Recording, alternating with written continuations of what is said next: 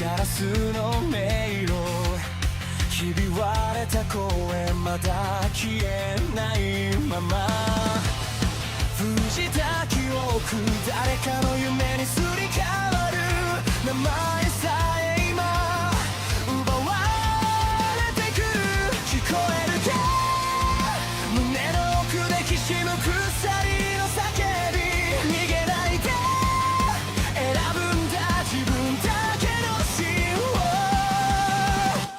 一つ書き換えられた世界で僕は僕を上書きしてくささやく嘘切り裂きながら覚めないなら夢を燃やせ一つ操られた明日に君の本と響かせてかけ違えたストーリー今塗り替えてゆけ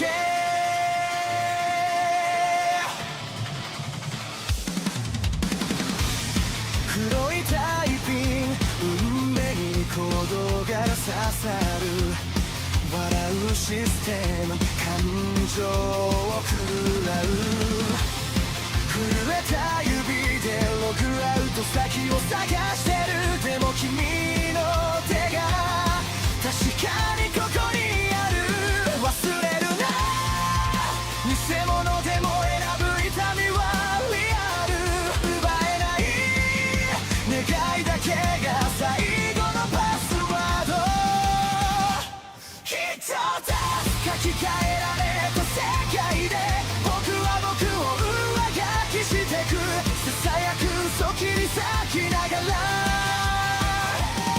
覚めないなら夢を燃やせ一つ操られた明日に君の本と響かせてかけ違えたストーリー今塗り替えてゆけ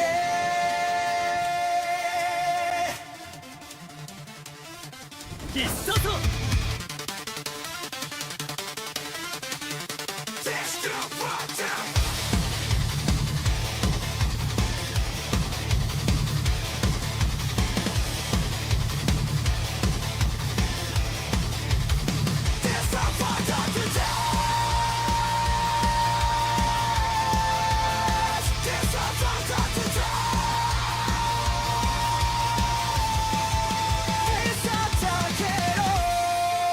君の声で暗いスクリプトを壊して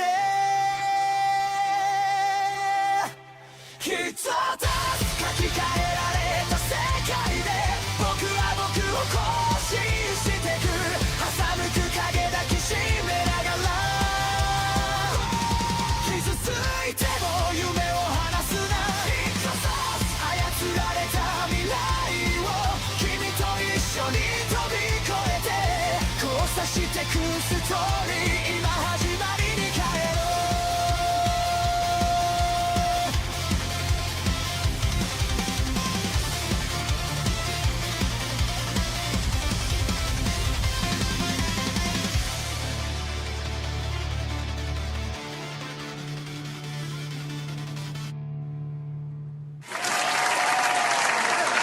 That's right, boys. Welcome to another episode of Hypnocast. That's right, we are live,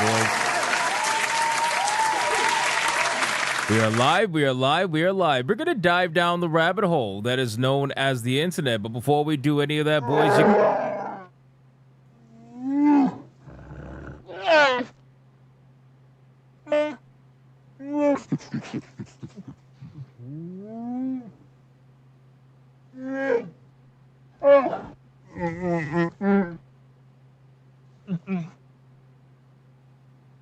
I'm banning that sound. That's it. That's it. Get the fucking scissors. Get the scissors. Hold on. Wait a sec. Get the scissors in the chat right now. Get this. He's right. No, he is not. Oh my God, bro. People keep saying that he's right when you can't even tell me what he said. Those are fighting words. They're definitely fighting words. That much I could agree with. That much I could agree. Yeah, get the scissors out. Why are there dick emojis and waffles? Are you putting your dick in a waffle? Guys, bring it in. Listen, get in close. Come on, guys. Listen, it is a beautiful Thursday evening. It is a beautiful Thursday evening, guys. Get in here. Come on, hurry up. Listen, we already got people complaining. We got people complaining in the chat, people being weird. Come on, guys. This is just it's a normal day. It's a normal day. Get in here right now. It's a beautiful, gorgeous Thursday evening, even though we have a fucking Chewbacca in the chat that's already making all the noises in the world. I'm gonna shave that walking carpet of yours, I swear to God. Yes, Titan Wasp. Thank you. I agree. I will help you do so. Thank you for the 5. Guys, bring it in. We gotta hug it out because we got a lot we gotta talk about today, ladies and gentlemen. There's a lot going on. Sonia's already trying to dodge the hug. That's impossible. She's not gonna be able to dodge it. We already know that. Don't touch me. It's too hot. I don't care. You're gonna get all the sweatiness. Bring it in and listen very closely. If you are watching over on YouTube, like the stream. Like it now. Otherwise, I'm going to send Rick after you in the background. If you guys are watching over on Rumble, like the stream right now. And if you guys are watching anywhere else, that's impossible. You're probably complaining about the show, and you're most likely gay.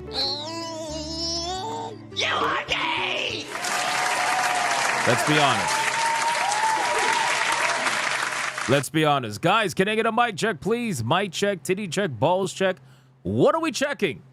Today, boys? We got a lot of videos to go over today, actually. There is... Normally, we don't do, like, too many reaction videos, every now and then, whatever. But today, we got a few videos to go over, man. We got the Modern Warfare reveal. Yes, ladies and gentlemen. By the way, how do you say that word? Kurumi waifu, I'm fucking that up, is sending jewels nonstop. 100 jewels nonstop. 100 jewels nonstop. You gotta love it. I have no idea what it does. Actually, I think it's 2 jewels. 2 jewels. I don't know. Regardless, they're sending a bunch. Thank you. I appreciate that. Guys, we got a lot we got to talk about today. All right. We got to go over the Modern Warfare 4 reveal or whatever is going on. We got a video breakdown going over all that nonsense. We got to go over, what is that other video? Laura Fryer's video. There you go. Laura Fryer's video about mixtape. We got to follow up on the mixtape video that she made. We were supposed to watch that the other day. We didn't do that. So we're going to check that out and see what's going on with all that. Anubis Hentai Hades celebrates 9 months of membership. What? Gay rubbernecking is bad. Gay hello you're gay hi bigots gay shout out to Hypno gay. Also yay nipples and boobies. Holy shit.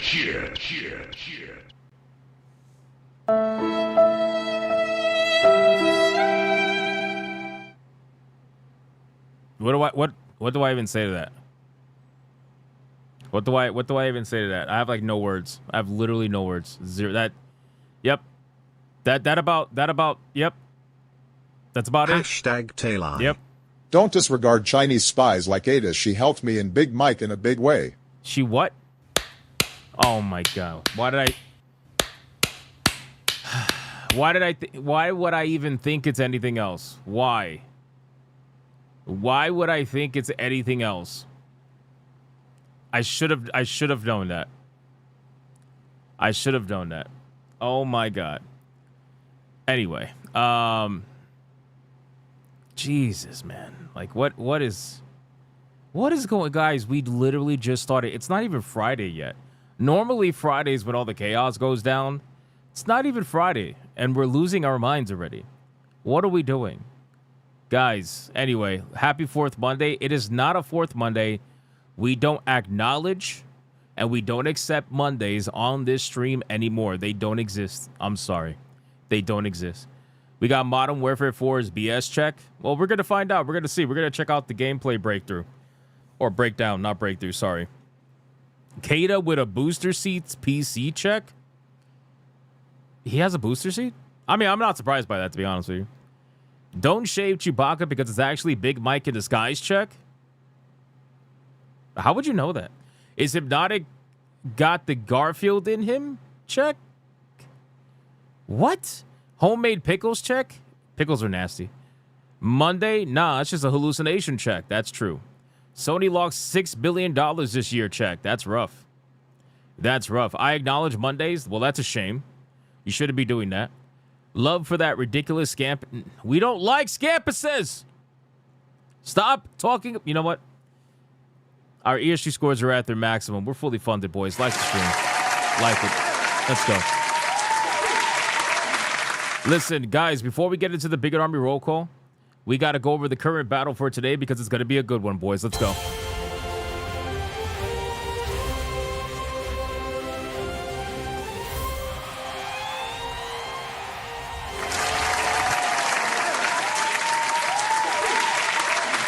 Pickles are nasty. Stop trying to convince me otherwise. Guys, listen. Kasumi got felted yesterday, okay? Kasumi got felted yesterday. It was quite unfortunate, but Claire Redfield is now the second Resident Evil character to move on to the next round in this particular tournament, which leads us with today's battle, which is none other than Ada Wong versus Tali Zora, ladies and gentlemen. Now, normally a lot of people would probably say Ada Wong is going to completely sweep this. However, Tali Zora has done very well in the waifu battle previously. So I'm really not sure exactly how any of this is going to go, to be honest with you. But I'm sure you guys are going to let me know. Jason said, sadly, Ada has the bigger fan base. I don't know about that. I really don't know about this one. I'm a little bit confused on. So you guys let me know in the super chats at the beginning of each one. Please make sure to put the hashtag name so that the mods can count it all up and let us know who wins this by the end of the stream and see what's going on. Again, I think you might be a little surprised because we got some Tally fans out there, but whether or not they show up today, I don't really know. Is Thursday Tickle the Pickle Night? Just curious. Sure. Anubis, absolutely. If you wanted to be Tickle the Pickle Night, absolutely. You can tickle your pickle. All right, boys, listen. Let's get into the Bigot Army roll call. Who's here hanging out with us on this beautiful Thursday? Who is here? We got Voice in the Water. What's going on, brother? We got Lucky Boy. What's going on, man? Jason Long is in the chat. What's going on, dude? We got Yamato85. The Gaming Wolf 87. We got Thomas Payton. HYPNO& チャット Another Day Way HYPNO うるせえヒーラブパイナパルピートサンドエンジョイスユトイズ HIS ベストフレンドス SCAMPUSS1 注意 Whatever you said is not true. Whatever you just said is absolutely not true. All I understood at the end was Chewy, which tells me that everything else you said is not true. That's just what it is. I'm sorry. All right, where was I at, man? Who did I call out last? Let me see. Fuck. I forgot. Hashtag Tali Zora. Final twin. Tali is best girl. Oh, shit.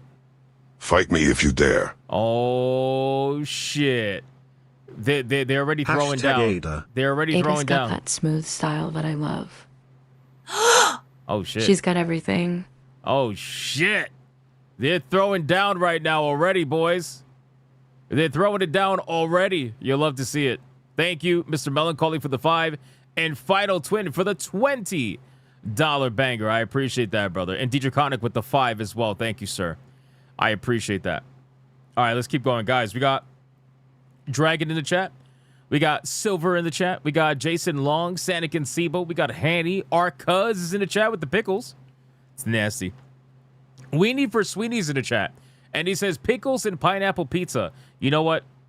You could ban him for like 10 seconds. Whatever the shortest amount of time is, just ban Weenie for Sweetie for 10 seconds for whatever that nasty fucking shit that he just said in the chat. Like whatever that, like, I don't even want to repeat it. I don't even want to repeat it. That disgusting shit. Yeah, deserved. Yeah, I think absolutely deserved for sure. Scampus is in the chat. I don't know why he's not burned alive yet.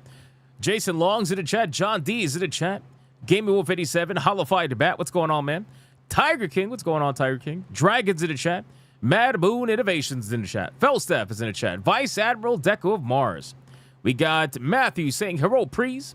We got Nick Havoc, Oliver, Adam. We got Sonya Lissette's in the chat. We got King motherfucking Demon Wings in the chat. Striker is in the chat. Tubby Tank is in the chat. We got a kicking Danitz. What's going on, man? We got Christopher Lloyd. Janarthis is in the chat. We got Matthew motherfucking Fritz is in the chat. What's going on, brother? We got Alucard in the chat. Blue Octopus is screaming at the top of her lungs. She's in the chat. We got Monkey Man 04. Black Tailgate's in the chat. What's going on, dude? We got Old Man Cad is in the chat. Odin the Dark is in the chat. What's going on, man? Ketchup, chips, and jam is a great snack when you're high. I wouldn't know what that's like. I don't smoke. We got Fell Steps in the chat. We got Dark Tanave in the chat. We got, let me see. Let me scroll down. Final Twin is in the chat. He says, Tally Zora Voss Normandy for the win, bro. Bro, he's gonna. I feel like he's gonna go so hardcore for Tally. I don't know, but this should be interesting. This should be interesting. We got Tree Sapien in the chat. We got Karumi Waifu in the chat, sending a bunch of jewels still. We got Diablo Mozart in the chat. You about to try Forza Horizon 6? Nice. Have fun, brother. We got Grim Harvest in the chat. We need the Asian video to hype Ada up, chat. Well, we haven't had a Red Boy. We didn't get a Red Boy yesterday at all. We played no Red Boy clips, so I don't know if we're gonna play one today. But if we do, maybe they'll ask for Asians. Who knows? We'll see. We got Mornblade in the chat with all the beer. We got Toxin in the chat. We got Sanikin saying, "Where's Chewy?" Chewy is banned. Well, I mean, he's really not banned, but still, you know. Joel Jimenez is in the chat. What's going on, man? We got Olden Fox is in the chat. We got Magni32 in the chat as well. We got Pizza Cat in the chat. What's going on, brother? All right, 4 more people. Then we got to get on with the show. 4 more. If you shave Chewy, I will ban you. Ban, ban, ban, ban. Gone forever. Wow. Wow. Thank you, Odin Dark. I appreciate that. Let's go check over on Rumble and see who's over there for the last 4 people, because we're only counting 4. Remember that. Remember that. We got King motherfucking Demon Wings over there on Rumble as well. We got Vovis over there on Rumble as well. T-Jab Steve over on Rumble. Old Man Cad is even on Rumble right now. D-Draconic is on Rumble. We got Genetic Spore over on Rumble. Kurakami over on Rumble. Light Ferret over on Rumble. Griffin of Might over on Rumble. And last but not least, we got Diet Spam over on Rumble. And we got, let's see, anybody else? Let's see, scroll down. Luda Korgimon is over on Rumble. We even got Ardith Bay over on Rumble. He says, not going to hug it out. There's always someone playing grab ass. Man, I told you, Old Man Cat, stop grabbing ass during the hug. People are getting upset over it, man. I'm starting to get reports about it. I'm starting to get reports about it. Oh, fuck. Let it out. Let it out. Go ahead. Go ahead. Are you lying on my name? I know you're not done. Yep. You're not done. You're gonna end it with yeah, go ahead. Yep. Yep. Yeah, go ahead. Motherfucker. God damn it, Dare Soto and Hashtag Chewbacca. Ada. Thank you for the 5. You too? Oh my god. Oh my god. Oh my god. Lockwire. Why you two? Oh my god, brother. It's bad enough we have It's bad enough we have a Dare Soto. Hashtag Ada Wong. Oh my god. Stupid Wookie, you made Hipyo look bad. Yes! Yes! Thank you, Scrap Gamer. Thank you, Scrap Gamer. I'm I gonna appreciate shave that. you, I swear to God, and then I will take a dump in your kitty litter. Yes. Thank you, yo, Scrap Gamer and Titan Wasp are holding it down. Thank you guys. I appreciate that. You do exactly that. And the last one getting called out over on Rumble is going to be USMC over on Rumble. All right, guys, listen. I called out as many people as I possibly could. Let's sacrifice your fellow bigot army. It's a Thursday. It's a fairly decent one. Who's going to get the final call-out money shot? Let's find out, boys. We got the Gaming Wolf saying no Modern Warfare 4. No Sony, no Crunchyroll, no Sony again, no EA, no Uno card, no back to sender, booty hole protected, may the might of Gundam. HYPNOIS サチグッドフレン God ド damn ス it, Akari! with CHE だ。ブリュー B ACCA ザとhe understands I already know you're lying. HAHAHAHAHAHA. What is that? Ha ha ha. What the Are you retarded? Booty hole protected by the might of the Gundam, protected to go down by 3, which goes to Mornblade, Felstef, and then Yoda, Handy. off the Wookiee for money shot I will. Yo, off the Wookiee for... You got to do over 5 USD! Anubis, this goes to Handy. I'm going to unleash Biden on the next retard, down by 5 to get sniffed in the asshole. Meanwhile, Hypno, who is gay, by the way, sits on Kata's booster seat and watches DSP gooning over Brie Larson feed. It goes to Tenebrae, Grim Harvest, Deidre Konica kicking donuts, and then Felstaf. No Krafton. Shade the damn Wookiee's booty hole protected by Thursday's power. Cancel out all Una reverse. Keep money shot from Booney Blue. Booney Blue? You mean Bonnie Blue? Down by 3. Which goes to Scampus, Hanny, and then Jason Alatori says, not me today. I pulled the old man protection card. I've never heard of that protection card, but okay, I'll give you the benefit of the doubt. Which then goes to Chai T. Wow, the whole United States Marine Corps is watching on Rumble. Oh, no.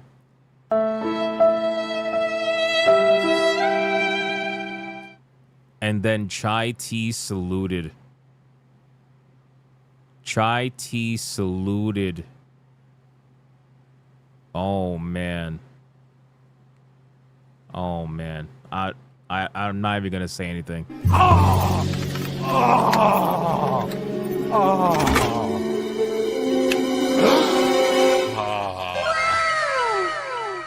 What the?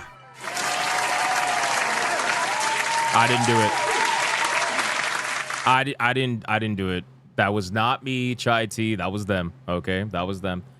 Guys, listen, before we do anything, okay? Let's go over the topics we got for today. All right? We got Modern Warfare 4, as I discussed earlier. We got a lot we got to go over regarding Modern Warfare 4. They released the video, which is kind of shocking. You know what I find interesting? I find really interesting that they're releasing all these trailers for all these game announcements, and we're not even at the Summer Games Fest yet. What is a zombie's favorite day of the week? Monday. Why did Leon lose at the casino? He kept betting his liquors. Why do you sound like that? Yo, Bateman sounds fucking horrible.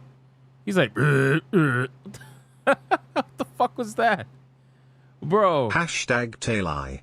JLBATTKUDSAITLI さん What? Was that like... Hashtag Tullyzora. Oh my Tully god. is here to win. Come on, chat. Help her out. And get out of here, Chewie. Oh my god. Oh my god, guys. What the fuck is happening right now? What is sincerely happening right now? Final Twin. Brother. Hold on. Before I do any clips, wait a second. Just wait. Chat's going crazy. Wait. Guys, we got to go over Modern Warfare 4 today. All right. We're going to be looking at a breakdown video and checking what that's about.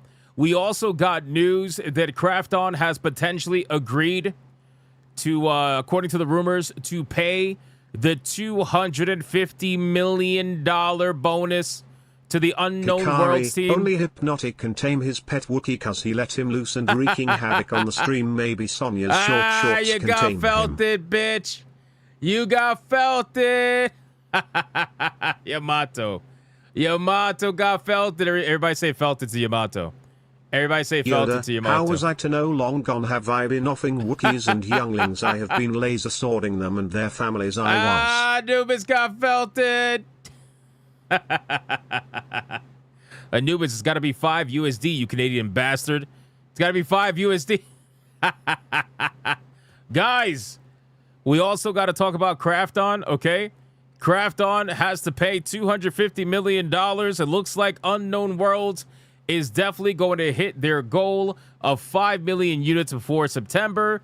resulting in Krafton getting absolutely fucking destroyed, which is a hilarious thing to witness. Oh no, not you. He's waiting for you in not the you. hotel with candles and nice, well-done steak just for you. No. Wukong, leave, okay? No, it's bad enough we got Chewbacca. I don't need Wukong to come back today. All right, you were everywhere yesterday. You don't have to come back. It's fine. I appreciate it. Thank you, Wukong. Guys, we also got to talk about Tides of Annihilation. As I was trying to say, we got so many videos and video game announcements that are happening before the Summer Games Fest. What's going on? Do people just not want to pay Jeff Keighley? Is that what it is? Are the companies like, fuck this, we're not going to pay Jeff Keighley, we're just going to release it on Twitter? How was I to know? Long gone have I been offing Wookiees and younglings. I have been laser swording them and their families. I was eat me hypno. What is a photographer's favorite You got soup? felted again. Campbell's. Oh my God, brother. Oh my God. He got felted again. Oh man, Anubis just keeps felting himself. What's going on, man? Somebody help him. Somebody help Anubis. Somebody who's Canadian, help Anubis, please. Jesus. Odin Dark, thank you for the 2. Guys, we got to talk about Tides of Annihilation. I'm very excited for this game. You guys already know that. I know a lot of you guys are excited for this game as well. We got to go over that. They showcased like another 3-minute some odd video that we're going to go over. So we're going to check that out. We also got Laura Fryer. We got her updated video in response to her mixtape video. We're going to see what she has to say. We reacted to the first one, disagreed with some of her sentiments, and agreed with some others. So we're going to check out her response and see what's going on. And we got a couple of fast topics here and there. If we could get to it, we will try our very best to do so. One of which has to do with Stop Killing Games. In California, they actually passed a bill that is going to be... well, actually, they passed it, and now it's going to go to the next phase. It's not quite, it's not a thing yet, but it's going in the right direction.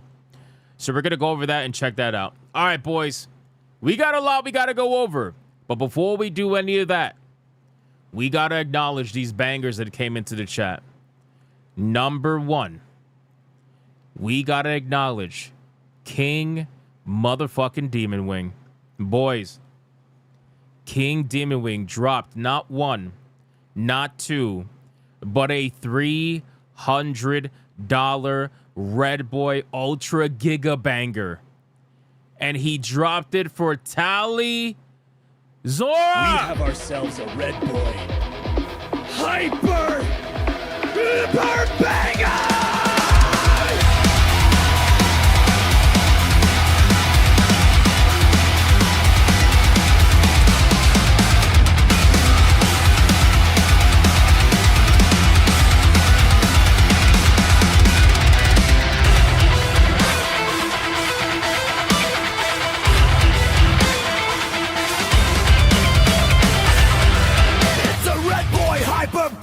Bitches, let's bring the ladies in! You Ada Wong fans, you got a lot to catch up on, boys. She's not as famous as we thought.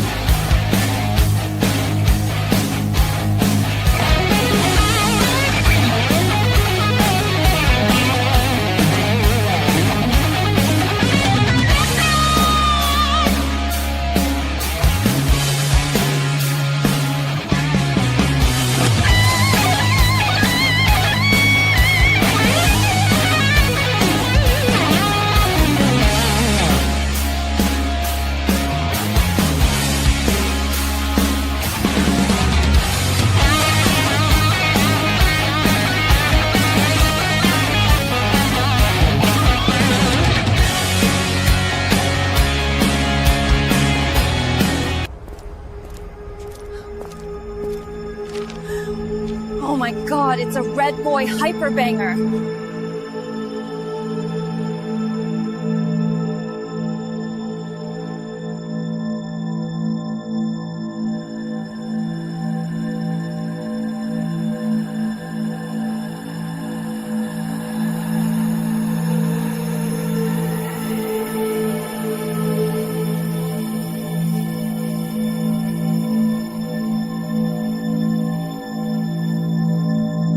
He did this for you, old man Cad.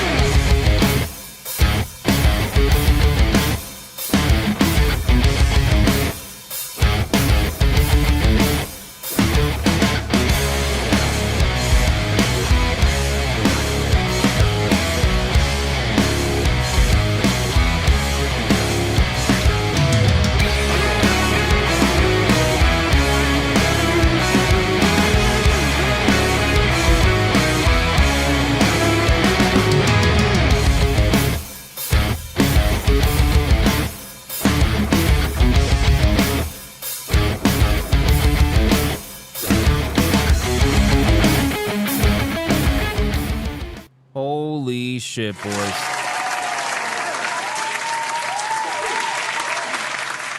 Too much pink hair. This is woke. Oh my god. Guys, the current standings before we get to the membership training pre-stream legends, because we gotta give Final Twin a clip, but he didn't tell me what he wanted. Final Twin dropped the $100 red boy. We're about to get to that. The standing right now is Ada Wong is at $25. Okay, and Tally is at $430.82. Ouch. We will see if that improves. I mean, don't get it twisted. There are people that do love Ada. Whether or not they want to, actually do anything about it, that's something different. But still, we'll see. Final Twin dropped a $100 Red Boy Hyper Banger for Tally. We have ourselves a Red Boy Hyper Banger!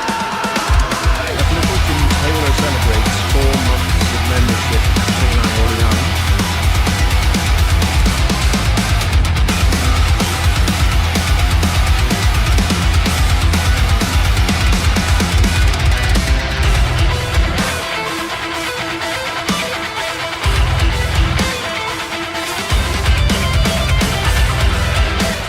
All right, boys, we have another Red Boy Hyper Banger. Let's bring the ladies in.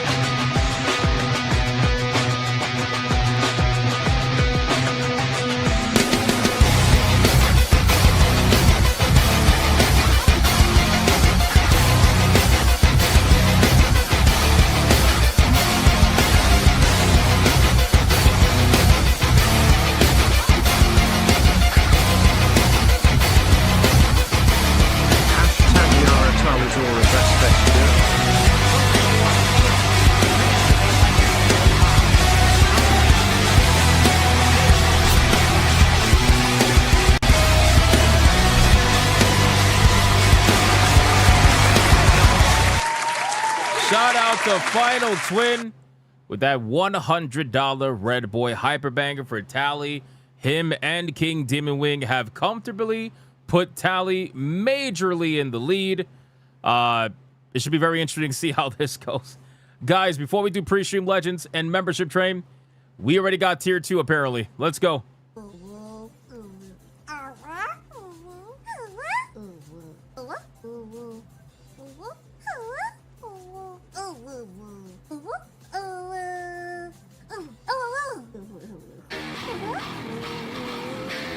Here we go.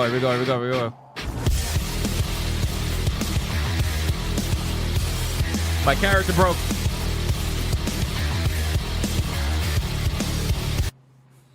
My character broke. If you move too fast, it breaks. Guys, we are at tier 2 already, and we haven't even begun.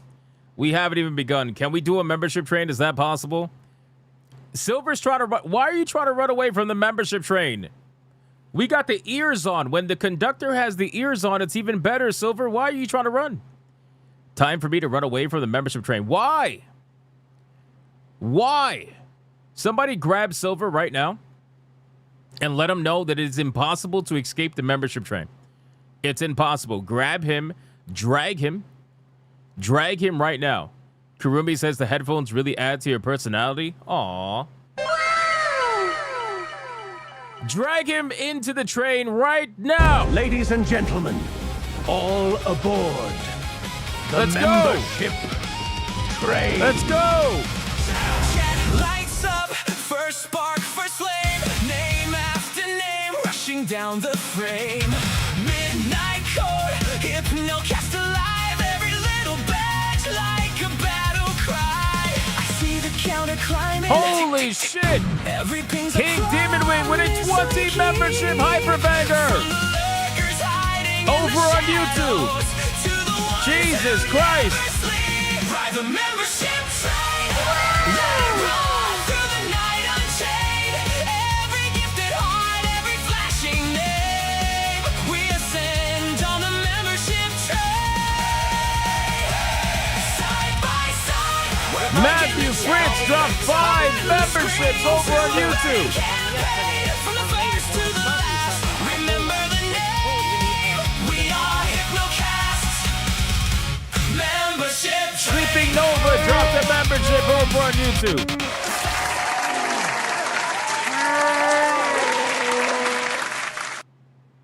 Lockwire dropped 5 memberships right at the very end over on YouTube. God damn, that was insane.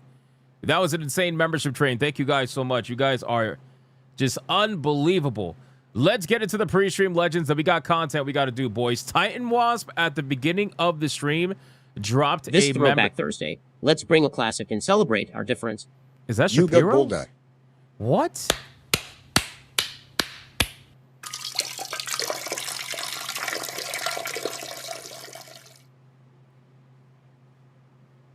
Bro, Shapiro, Obama, and DSP in the same fucking super chat?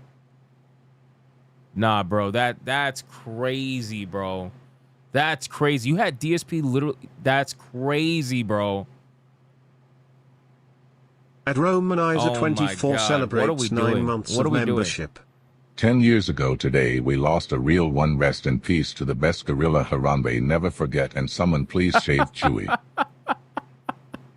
Romanizer. Hashtag Ada. Thank you for the 9 So what's months. tall? Some beat. Shepard really does not like her. He fucked up. She smells like fish eggs.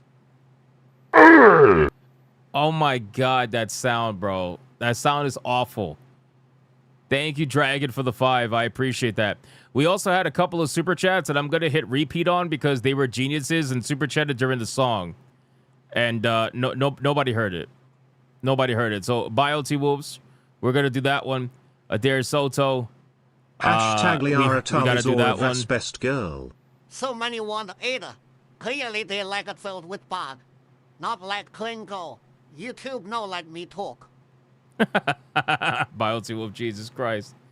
Thank you, I appreciate that. You have no my offer still stands from yesterday. For label a sucky to What? for one with food Bro. in the end with an egg roll. Relax with the sucky Harambe shit. was delicious. My offer still stands, and I'll bring Chewy as well. Harambe was delicious? Bro, stop. Relax. Relax. We got to replay Lockwires too. That was a mistake. Oh my God, that was a mistake. Oh my God. That was a mistake. Lockwire said, I love screwing with you and seeing people complain. Ha ha ha ha ha. Yeah, actually, the amount of complaints I get about the TTS after every stream is hilarious. Usually I get like one or two. But it's like, brother, the TTS is not going anywhere. I'm sorry. Like, I feel like it's hilarious. The trolling is funny. Even though sometimes it's like, the shit that you guys come up with is insane. I just respect the creativity. That's what it is. I respect the creativity. We got novels being told in these super chats now. It's pretty insane. Something that was not possible before. All right, boys. King Dimwing dropped 5 memberships at the beginning of the stream. More memberships! More memberships! More memberships! And considering that is the first one of the stream, you already know what that means.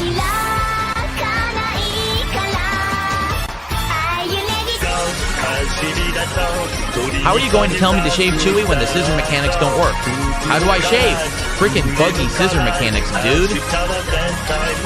Fucking DSP!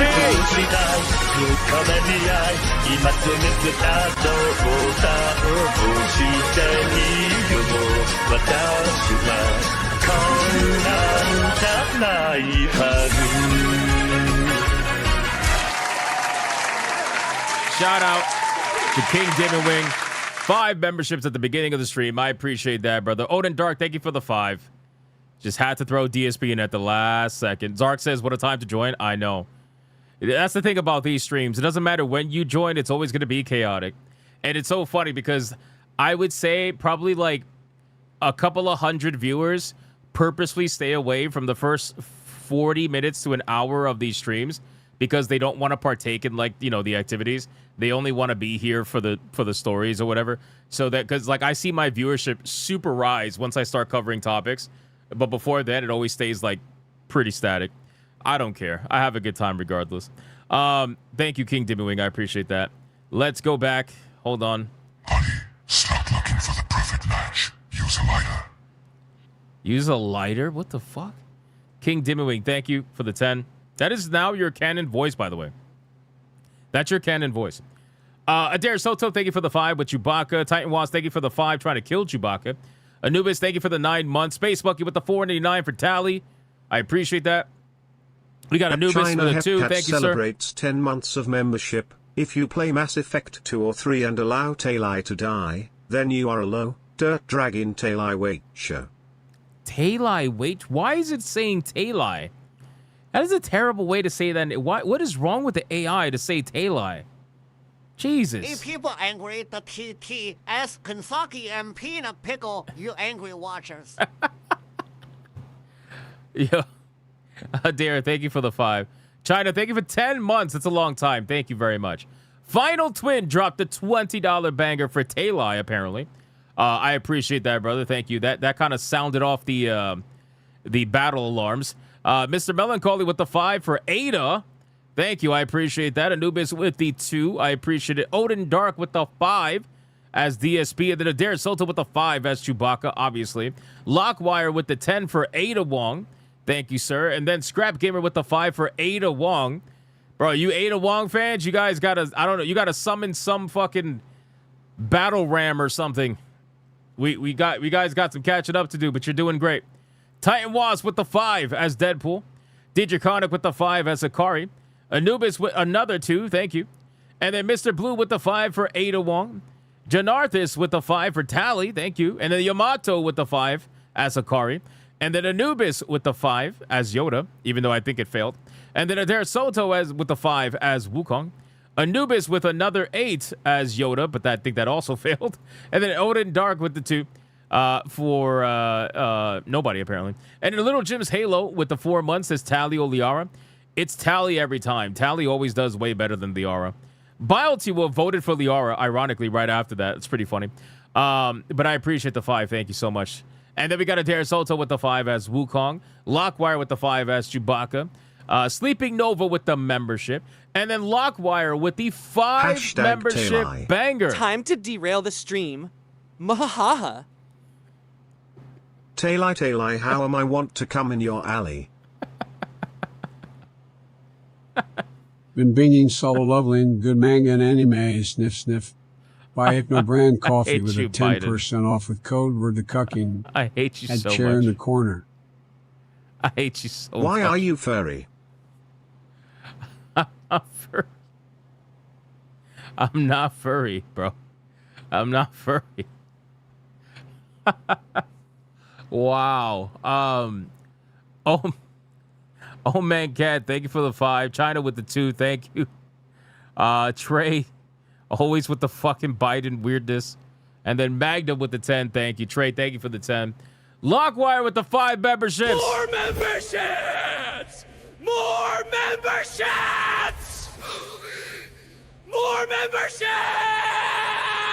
Shout out to Lockwire with the 5 memberships. I appreciate that. Mrs. Spanglish with the 4.99 as Shapiro. Apparently, that's a thing. Romanizer for 9 At months. the King Thank you so Joker much. I 85 appreciate that. celebrates 8 months of membership. Red Rocket. Red Rocket. What? Floatlat. You got felted, King Joker. You got felted. I hate Chewie more than Dixie. Somebody shave than him Dix? already. You can stay Diddy Kong. Wait, Sonya hates Chewie more than Dick? Is that what it said? Did you know that- humans have 236 bones in their body to 137, but when you're watching Hypnocast, that's right, boys and girls, get ready for a night you'll never forget, and don't forget your protection. What kind of fucking lore was that? What kind of lore was that, bro? Oh my god. I don't even know anymore. Romanizer, thank you for the 9 months. Dragon, thank you for the 5 for Ada. Adair Soto, thank you for the 5 as Wukong. Hold on. We got Odin the Dark with the 5 as DSP. King Demon Wing with the 10 as himself. China with the 10 months. Thank you so much. And then Adair Soto with the 5 as Wukong. Old Man Cat with the 5 voting for Tally. China voting for Tally with the 2. Trey with the 10 pretending to be Biden. I appreciate that. And then Magnum Norse with the 10 claiming we're all furries because I have a cat girl ears on or something. King Joker for 8 months as Trump. I appreciate that. And then Odin Dark with the 5 as Sonya saying she hates Chewie more than Dick. That's interesting. Anubis with the 10 as Deadpool. I appreciate that. It's party. Let's blow out the candles. No, I know you wanted my little pickle. Bro, stop. Bro. Okay, as the Wukong voice, this is terrible. You talking about sucky, my little pickle, all that shit. Stop it. We have new people in the chat. Flavio says, man, never seen a stream this crazy. Is this normal? Yes. It should not be normal, but it is. We're gonna scare off the new people, guys. We haven't even gotten to the topics yet. Jesus Christ, man. Rumble, are we normal, Rumble? Is Rumble normal? Let's check it. Let's check it out. Well, we had King Dimmerwing dropping a $300 Red Boy Gigabanger, which is absolutely fucking insane. Thank you so much, brother. I appreciate Ada won't that. love me a long time. What? Magnum Norris, it doesn't even count. You didn't even put a hashtag. Hashtag. Let me put the picture up. Hashtag name at the beginning for it to count. Come on. Magnum, thank you for the 5. Think the blue pill will help me take pics to send in turns. Okay, the sniff. The sniff. What? The blue pill to take pictures to send to interns? Trey. Come on, bro. Come on. What the fuck are we doing, guys? King Demon Wing is the only super chat over on Rumble today for a $300 Red Boy Gigabanger. Thank you, Trey. Thank you, King Demon Wing. Homer Simpson, I love Taylor. Tequila Salai. Tequila Salai. Oh my God. It's not gonna work unless it's a 5 USD. China got felted. Guys, thank you so much. We are all caught up on this insanity.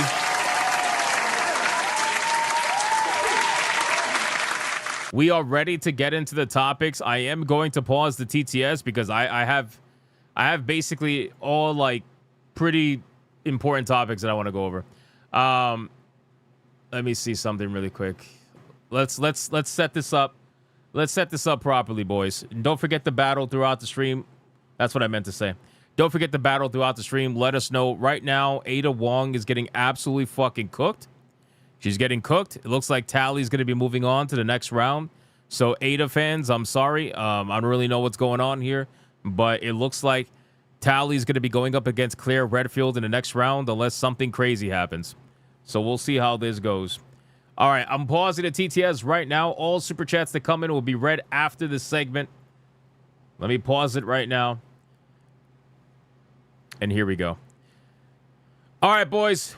We are going to be following up on the video that Laura Fryer just recently posted about a follow-up video to her own video about mixtape. Now, if you guys missed the segment that we covered when we went over Laura Fryer's video about mixtape, she pretty much hit it on the nose with a couple of things that we overall disagreed with, which was essentially why people were upset about mixtape. I don't think she quite understood where people were coming from and why they were ultimately upset over mixtape and it's, I guess you could say, astroturfing in the industry. But we're going to check out her video where she did a follow-up explaining why she feels like people are mad. The video is titled Why Everyone's Mad About Mixtape, and I'm going to make sure that the video gets linked to you guys in the chat and also in the description box below as well. So let's check it out and see what she has to say in this follow-up video. Here we go. Even if you've never played Mixtape, you've probably seen the firestorm online. A short narrative game drops, gets glowing reviews, and suddenly it's being called an industry plant, fake indie, nepo baby slop. All kinds of harsh stuff. I made a video about it, and my comments blew up. So I asked... Nepo baby slop is actually fucking hilarious. I don't know why. You guys know I hate the word slop. I really do. It's like...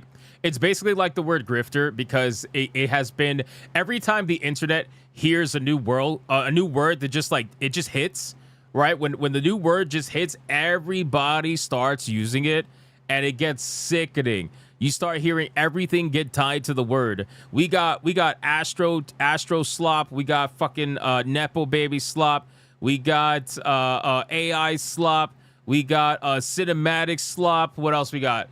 We got, Jesus Christ, man, FPS slop. Like, everything's slop now. Literally everything's slop. Anyway, let's go. My community. What's really going on here? Isn't an indie game supposed to be about small teams and creative control? Over 450 replies later, I realized I had completely missed why so many people were genuinely angry. 450 replies, that's it? Oh, God bless your soul. God bless your soul. Shit. Every time people are angry at me, I get thousands. I get thousands. No, I'm just kidding. It wasn't just about the journalists, I'm not kidding. Nor was it just about the game. It's true, a lot of people think that it's not a game. They see it as an interactive narrative that belongs in its own category. And even then, they don't think Mixtape was a very strong one. But the deeper issue goes way beyond this one title. It taps into a much bigger feeling happening right now with AI, success, authenticity, and what people feel is deserved versus what's been handed out. After reading through the comments, there were roughly two big groups. There was one that was mostly aligned with what I was saying. They were looking at it more with a business lens of scope, team size, and developer passion. You have a small team making the game they want to make with some upfront investment from publishers and the government. On the surface, it looks... It's okay, so here's the thing, though. It's not some upfront investment from governments and publishers. It is all the investment, right? Like, that's the problem that people are having because this thing is trying to infiltrate a space and being passed off as, like, this small little passionate indie project, but it gained almost $300,000 at the minimum in government funding, as these games usually do. And not only that, the developers openly stated that they don't really care because Annapurna takes care of them. They literally said that Annapurna takes care of them. They take care of everything. So that openly basically admits that the game is completely funded and protected by Annapurna. So it really doesn't matter if the game sells or not because it has all its money already upfront paid for by that, $1 billion Nepo baby that you were talking about in the beginning. You know what I'm saying? So again, I don't know if Laura understands that, but there's nothing about this game that is relying on its own merit. This game has a fucking perpetuity license for its entire soundtrack. There's not even AAA video games that have that. Grand Theft Auto doesn't even have that. Think about that. Grand Theft Auto makes billions of dollars, and even they didn't do a perpetuity license for the music in their video game. So this takes it to a whole nother level, right? So, and these developers are working on a game like this. And listen, if they want to work on this game, fine. They want to make this game, fine. But the thing is, it's pretty clear that this game is backed by somebody with the influence and the money and the power to influence a bunch of people all throughout the internet to pretend as if this was a game of the generation. And it's so funny because this supposed game of the generation, they've already forgotten about, and now they moved on to that other video game that we were covering the other day. I already forgot what it was called, but you know, that pixelated mouse game or whatever, they're calling it 10 out of 10 masterpiece. They've already forgotten about Mixtape. Now they're calling that game the best game. That game is top rated on Metacritic. You know, at least that game's a game. You know, it's got gameplay. So I don't know. I just find it funny. Looks But anyway, like a pretty standard business deal and very similar to their previous title, The Artful Escape. right. It's just like another beloved game. Which, by the way, Laura, I don't know if she's gonna say it in the video, but I'm gonna get ahead of it. That game, The Artful Escape, that video game failed to raise the money on Kickstarter on their own merit, right? So very clearly there was little to no interest in a video game like that. And then Annapurna swept in and said, don't worry, we got this. And they paid for everything. So how exactly is that on their own merit? How exactly is that a situation where you have a development team, they try to pitch an idea and nobody really wanted to back that idea? They couldn't hit their funding. They couldn't hit their goal. Other people would have said, all right, well, we're going to have to go back to the drawing board and see what we could do to try to raise funds and make our vision come to life. Annapurna came in like Superman and was like, yeah, you don't got to do any of that. You don't got to worry about merit here. We'll just give you the money. Don't worry about it. Like, imagine that, you know? Called Outer Wilds, which was backed by Annapurna, the same publisher. But there was another big group. Is it Pura or Perna? I thought it was Perna. Am I bugging? By Annapurna, the same publisher. But there was another big group, probably about 40% of the comments, and they kept coming back to one core feeling. And that was that it didn't feel indie. It didn't feel like the developers had the same kind of struggle behind it that they would expect. Right. You see, Mixtape was published and funded by Annapurna Interactive, which is run by Megan Ellison, the daughter of... Bro, they even have the billionaire face. You know what the billionaire face is? Right? When you're old, but your skin is dragged to such tightness to make it look young, but it's not. You almost look like a reptile. That's the billionaire face right there. Larry Ellison, who is one of the richest people in the world and co-founder of a company called Oracle. So while the developer is a small studio, there's very significant family wealth behind the project. On top of that, they were able to secure perpetual music licenses for a full Mixtape soundtrack. That's extremely expensive, and most indie teams could never afford that because the rights usually expire after just a few years. Most, try all. Try almost all at this point. It's not even most indie teams can afford that. It's pretty much all. I can't remember a single. I mean, maybe for one song. Like if you had one licensed song and you wanted a perpetuity license for that one song, then maybe. But in terms of indie, AA, and even AAA, I don't remember the last game that had a full perpetuity license for their entire soundtrack. I'm sure it exists. I'm sure it's out there. I don't remember one anytime recently. Like in the last 5 to 10 years, I don't remember one. The community also pointed out that there were a lot of reviewers and influencers who received this very fancy gift pack ahead of time. It included custom Koss Porta-Pro headphones. And many wondered if that was at least part of the reason that so many of these journalists gave it a 10 out of 10 review. Of course. I feel like that's a natural response. That's a natural thing, right? If you get an item from a studio or whatever, okay?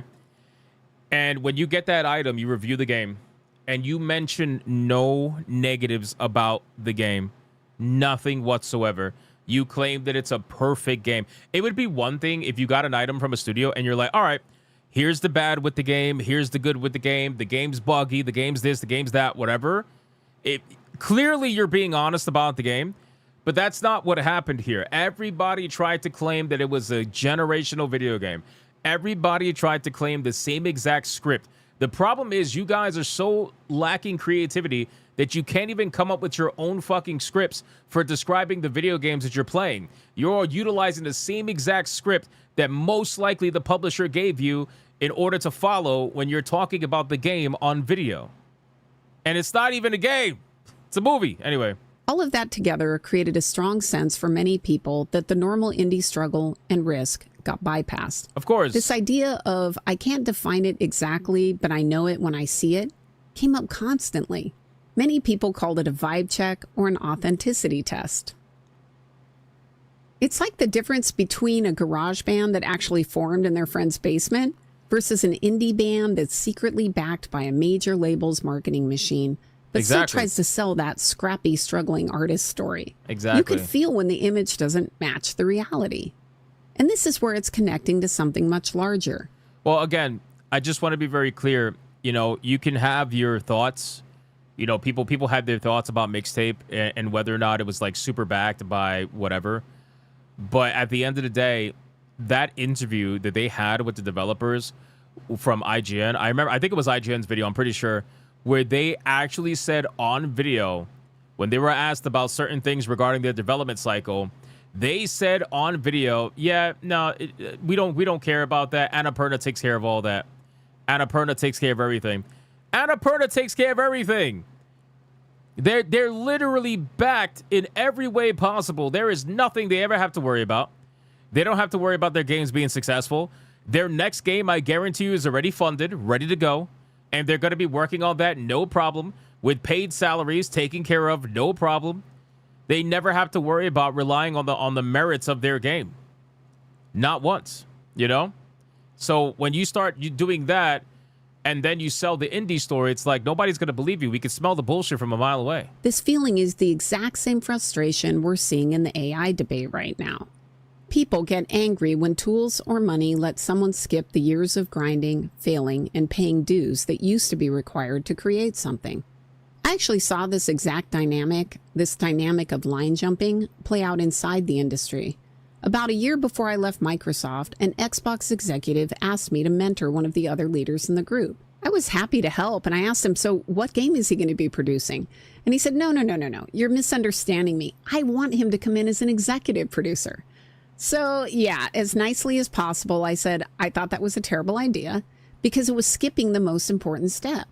You see, it's really hard to do a good job as an executive producer if you've never run a full project and learned the brutal lessons the normal way. Well, how many times has that happened in the corporate world, right? It doesn't really matter where you work. I think everybody in life has that experience of the one person who got the job that didn't deserve the job, but they got it because they knew someone. You know what I'm saying? They got it because they knew someone, or corporate thought that it was going to be better to hire someone with a 4-year degree versus somebody with 10 years of experience, kind of a thing. You know, so you see it all the time, and those kind of people, they usually get coddled and babied the entire time, and they basically fumble their way to either eventually figuring it out years later, or they don't last very long. It happens in pretty much every industry, I think, out there. Video games is no different. That situation always stuck with me, and it's the same feeling many of you are describing with mixtape. Even if something technically qualifies, when the normal struggle and experience gets bypassed, it just doesn't feel right. The same conversation came up a lot about government funding. Many countries like Australia, Canada, and even parts of Europe use grants and tax credits to support game development. On paper, this looks great. It helps small developers have some money and survive, helps them get off the ground. But many people pointed out that these grants often come with strings attached. One Australian developer in the comments explained their experience like this.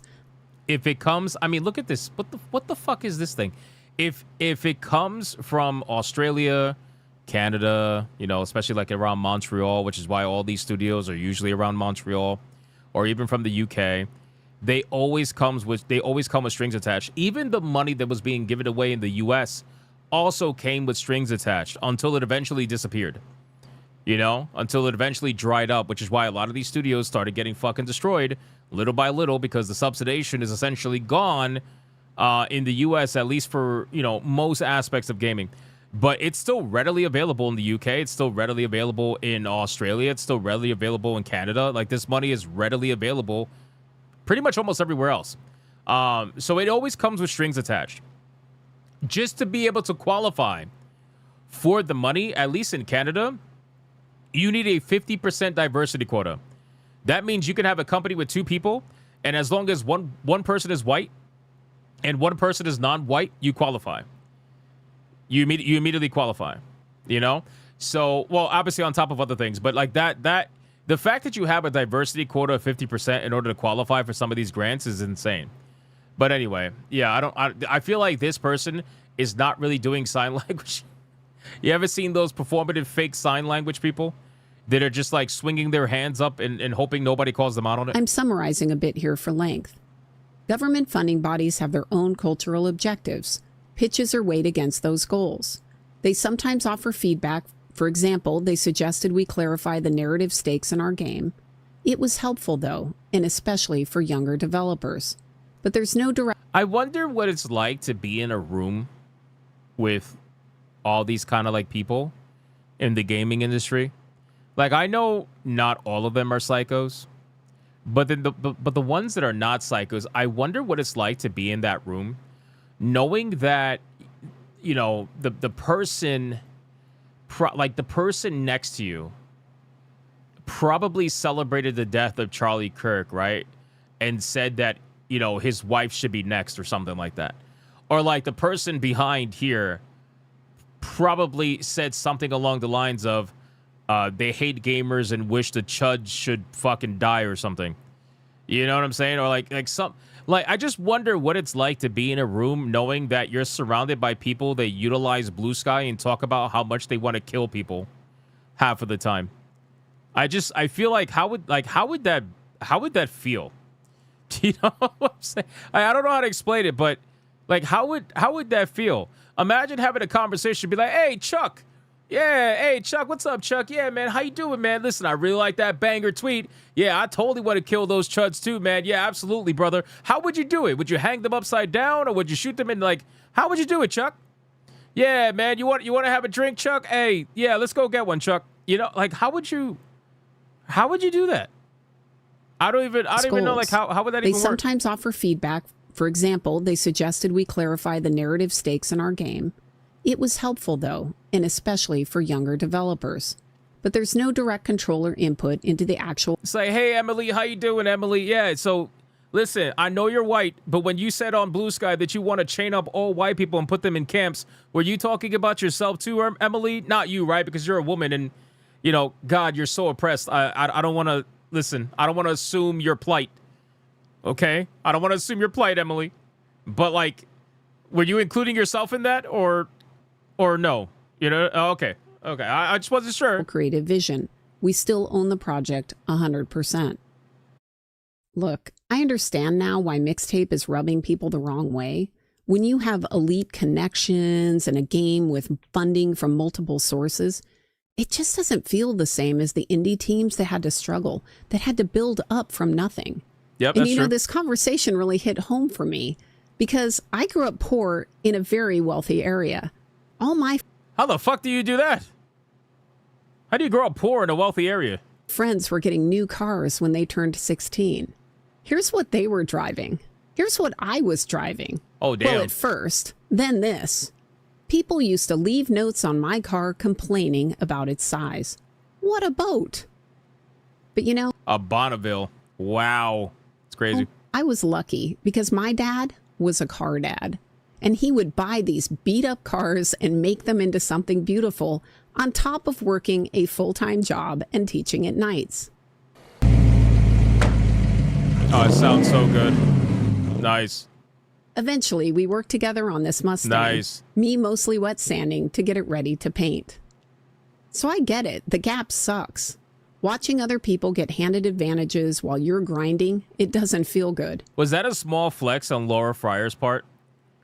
She was like, I grew up poor. My friends were rich. But notice how she said she grew up poor. She didn't confirm whether or not she's poor now. Yeah, buddy.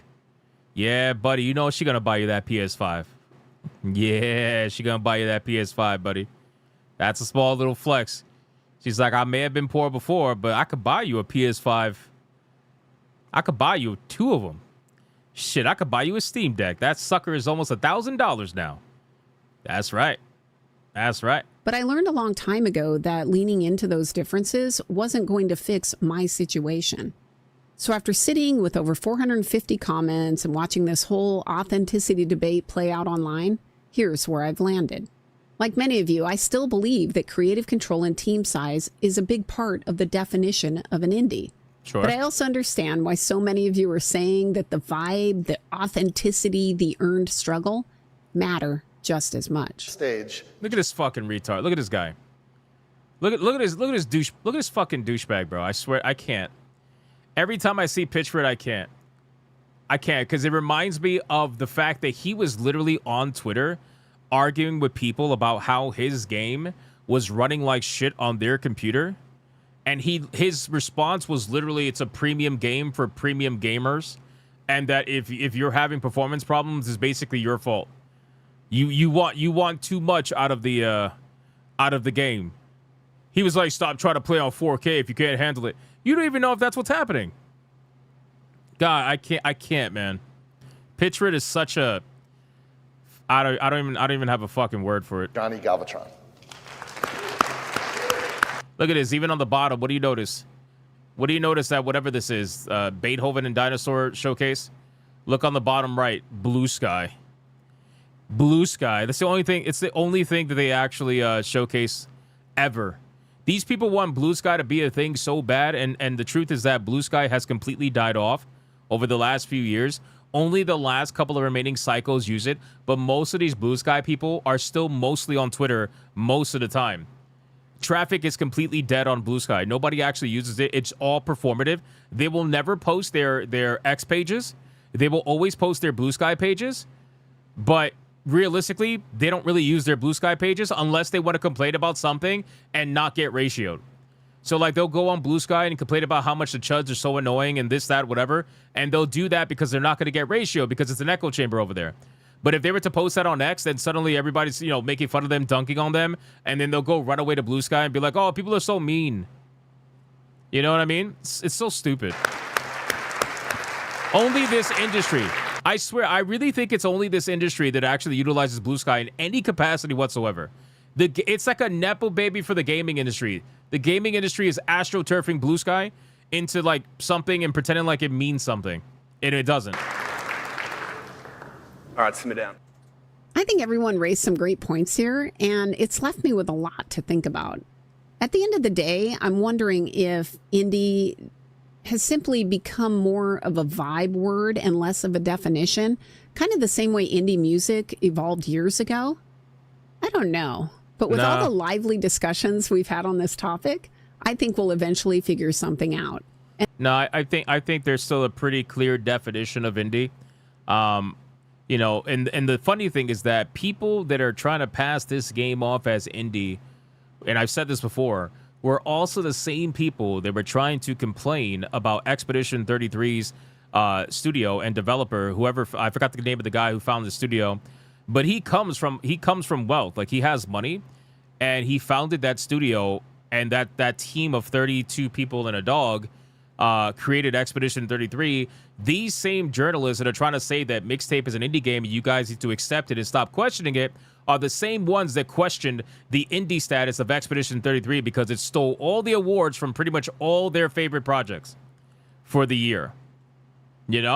So yeah, I think that there is still a definition for indie, and I don't think this game is that whatsoever. So, and I appreciate everyone for sharing their perspectives. It felt like. All right, well, good video from Laura Fryer. At the end of the day, I still think that, I don't know if it's a disconnect. Maybe not. Or maybe she just doesn't want to address it. Who knows? I think there's a disconnect that Laura Fryer has with some of the more recent conversations regarding something like mixtape.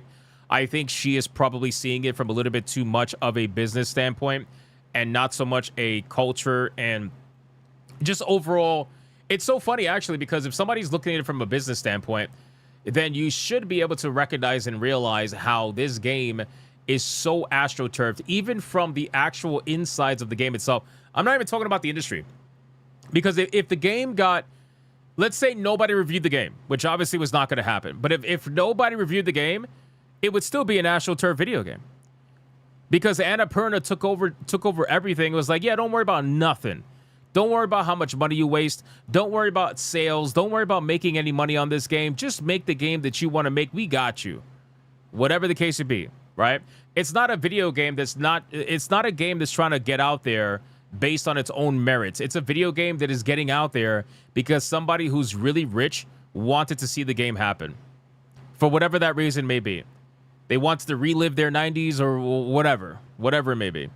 So that's basically it. And like I said, I'm going to link the video for Laura Fryer in the chat right now and in the description box below so you guys can go check it out. In your free time, leave her a comment. Be nice. Be nice to Laura Fryer. All right, boys. We're going to resume the TTS. Here we go.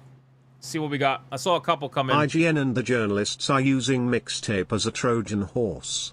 This is a way to damage the indie scene and chip off their reputation and goodwill. That's possible, Odin. That's possible. You know, Thank you Hypno, for the 5. more I look at the video that she's showing us, I see a lot of people with suits and a lot are not there for the games. They're just there for their money pockets and further investor. Well, yeah. So, you know, Adair, it's actually funny you say that because in all actuality, you're right. You know, when you look at a lot of the industry, it's always suits. It's always suits and ties. And I think that's honestly the problem. Because if you look at get-togethers, you know, when you would have developer GDC conferences and all that stuff, if you would look at that stuff, 10 years from now, 15 years from now, and you know, Hypno it'd be regular Expedition dudes. 33, the creator is putting his funding of his own money, but the others are just taking money for the government. Imagine that they don't need to worry about funding. Yeah, that's true. That's true. And they all shit on him for it. You know, they all shit on him for it. And now they're over here trying to pretend like mixtapes suddenly should get a pass after they all tried to take down Expedition 33 for the same reason. They're like, oh, it's not actually an indie game because the person who came up with the studio and founded the studio, yeah, he's wealthy. He's got money. It's the same fucking thing then. So if you're going to allow mixtape to be in the indies, then why were you shitting on Expedition 33? And honestly, the wealth disparity between the person who founded Expedition 33 studio and Larry Ellison's fucking daughter is like, you might as well be on different planets. That's how big of a disparity you have, you know? So, but in any case, what was I going to say? Yeah, so there's a lot of suits and ties in the gaming industry now. That's all you're ever really going to see. It's basically like these people are just there to sniff their own farts and try to get ahead financially in any way that they can. But if you look at the GDC years ago, it wasn't like that. It was a bunch of dudes dressed in regular shirts and shorts. #Taileye. This stream is going well. Time to derail it. Muahaha. You motherfucker. I hate you so much, man. Why would you do that? Why would you do that? Stop. Anyway, it was just a bunch of just guys, like just regular guys, man. A bunch of fucking nerds at the GDC, you know? It was a bunch of nerds, and now not so much. It's not the case. So, but anyway, that's the video from Laura Fryer again. I disagree on some of the things she said as usual, but you know, I don't dislike her. I know Tiger King hates her, but Tiger King hates everybody, so that's just be fair. But I think that she's trying to be fair, but I also think that she probably doesn't want to hit it straight on for what it is, because I don't think she's the type of person to hit it straight on for anything like that. You know, so. Biology Will says, I'm so glad I started that. You will always go down as the person who started the stuff. I can't even fucking say it without laughing. All right, let's get to the next topic, boys. Let me X out Laura Fryer's video. I'm glad I finally got to cover that. Guys, I saw something hilarious. Check this out. Look at this. At first, I thought this was real, but it's not. This account, Martyrdom, says, Kingdom Hearts 4 has restarted development. I thought this was real because of what happened with Dragon Quest 12, where they openly admitted that they restarted development, right? But then I read it and I was like, oh, you motherfucker, you trolled me. Interviewers were able to get a few words from Nomura. It says, I deadass have no fucking clue what I'm doing anymore. At this point, Square is going to hand this shit to Tabata, and he's not even in the company anymore. Bro. I really thought this was real. I thought this was real.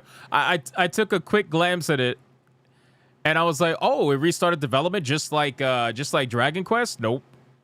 They just wanted to felt fucking Nomura for no reason. Anyway, I thought that was pretty fucking funny. All right, let's get to the next one, guys. Let's look at Modern Warfare. Ladies and gentlemen, we got a Modern Warfare preview. We're going to check that out. Let me pause the TTS before you guys go crazy with it. Oh, my. Literally.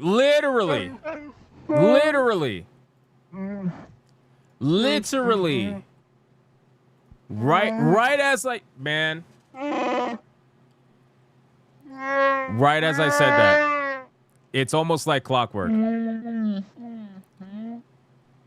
That one right there is so annoying. When it goes, ooh, ooh. I hate it. I hate it. My God, man. Anyway, all right. Call of Duty slop hard pass. Well, listen, Vice Admiral. Hopefully you like me enough to stick with the slop after I literally just said, fuck that word slop. And he's like, Call of Duty slop. God damn it. Anyway. Guys, let's talk about Call of Duty Modern Warfare 4. So they just announced this game, and I think it's a little bit odd to me that they're announcing all of these video games. We got Tide of Annihilation we got to go over.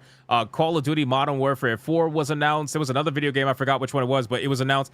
All these video games are being announced, but they're being announced not even at Summer Games Fest. I thought they were going to be saving these announcements for Summer Games Fest, but I guess nobody wants to pay Jeff Keighley any money anymore. So let's check out Call of Duty Modern Warfare 4. So it's another Call of Duty, ladies and gentlemen. I know, but apparently there's a little bit of a plot twist. Apparently, because, you know, Call of Duty's creatively bankrupt, they are going to be bringing a extraction mode back to Call of Duty. Yes, ladies and gentlemen, they are bringing Call of Duty Extraction back to all of you because clearly what you want to play is another extraction shooter. Let's check it out, boys. Here we go. Call of Duty Modern Warfare 4. Here we go. After back-to-back Black Ops games from both developers Treyarch and Raven Software, Studio Infinity Ward returns to the helm for this year's entry in the Call of Duty franchise.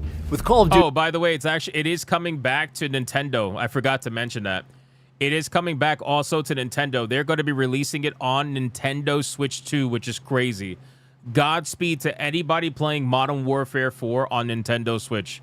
God bless your soul, man. The Modern Warfare 4, Infinity Ward says it's entering a new chapter, both for the series that helped catapult Call of Duty into its status as a household name, and for the studio at large.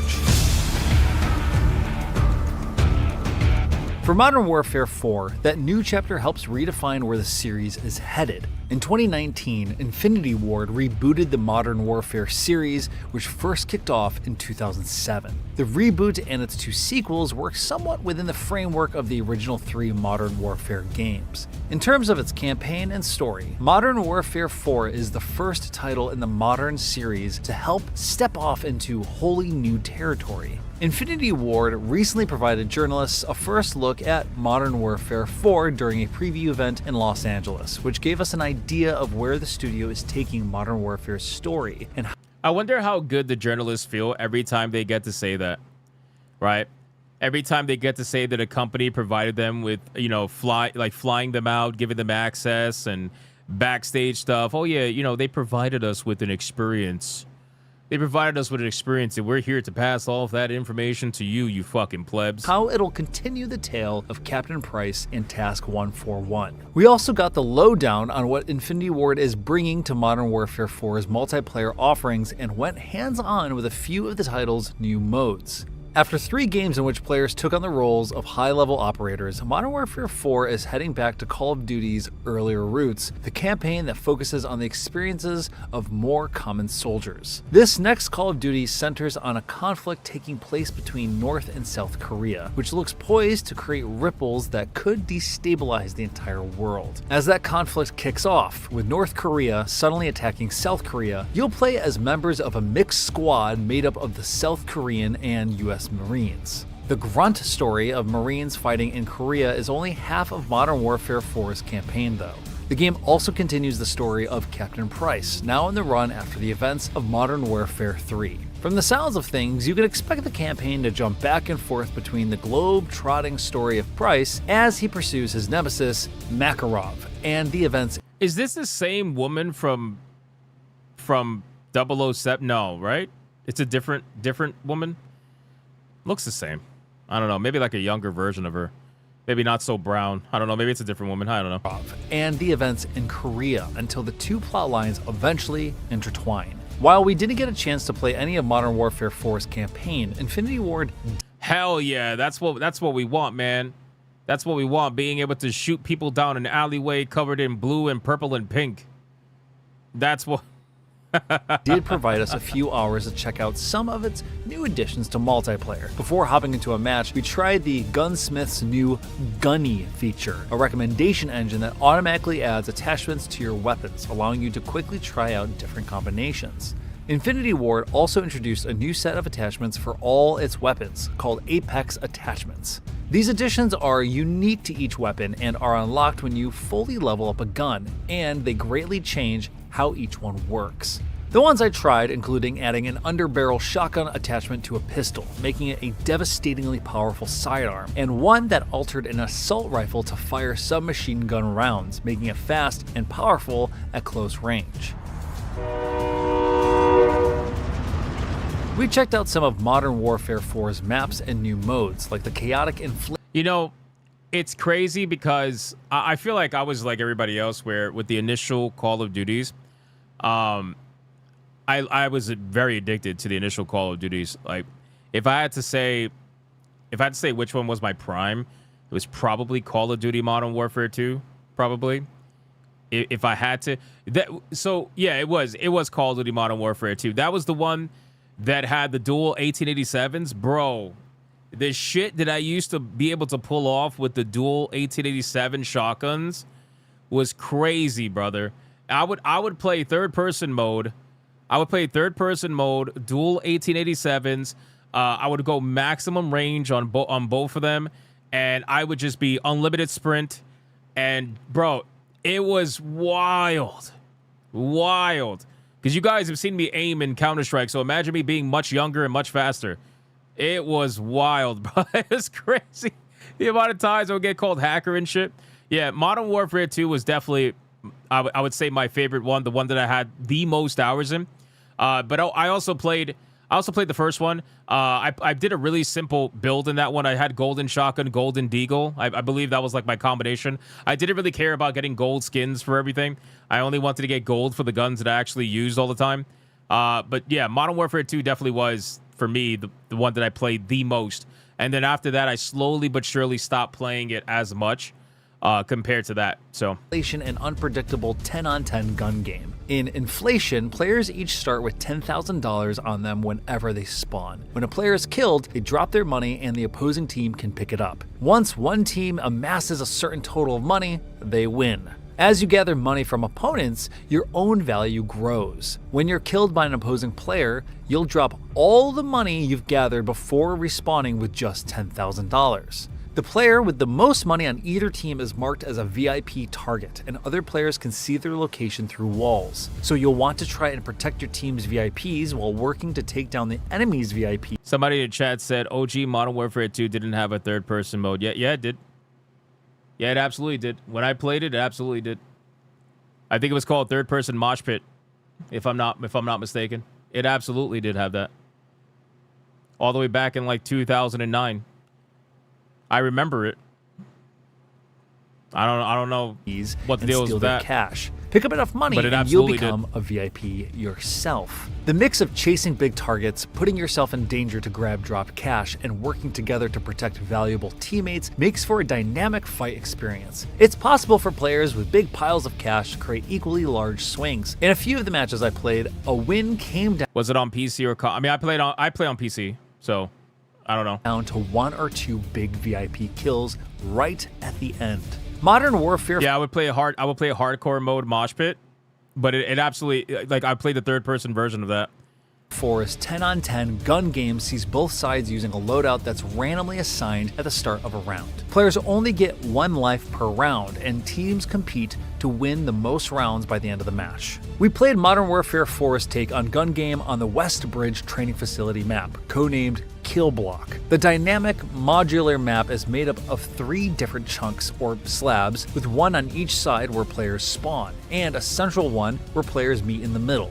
I just looked it up. It says Call of Duty Modern Warfare 2 third-person mode is unlocked at level 19 in Call of Duty Modern Warfare 2.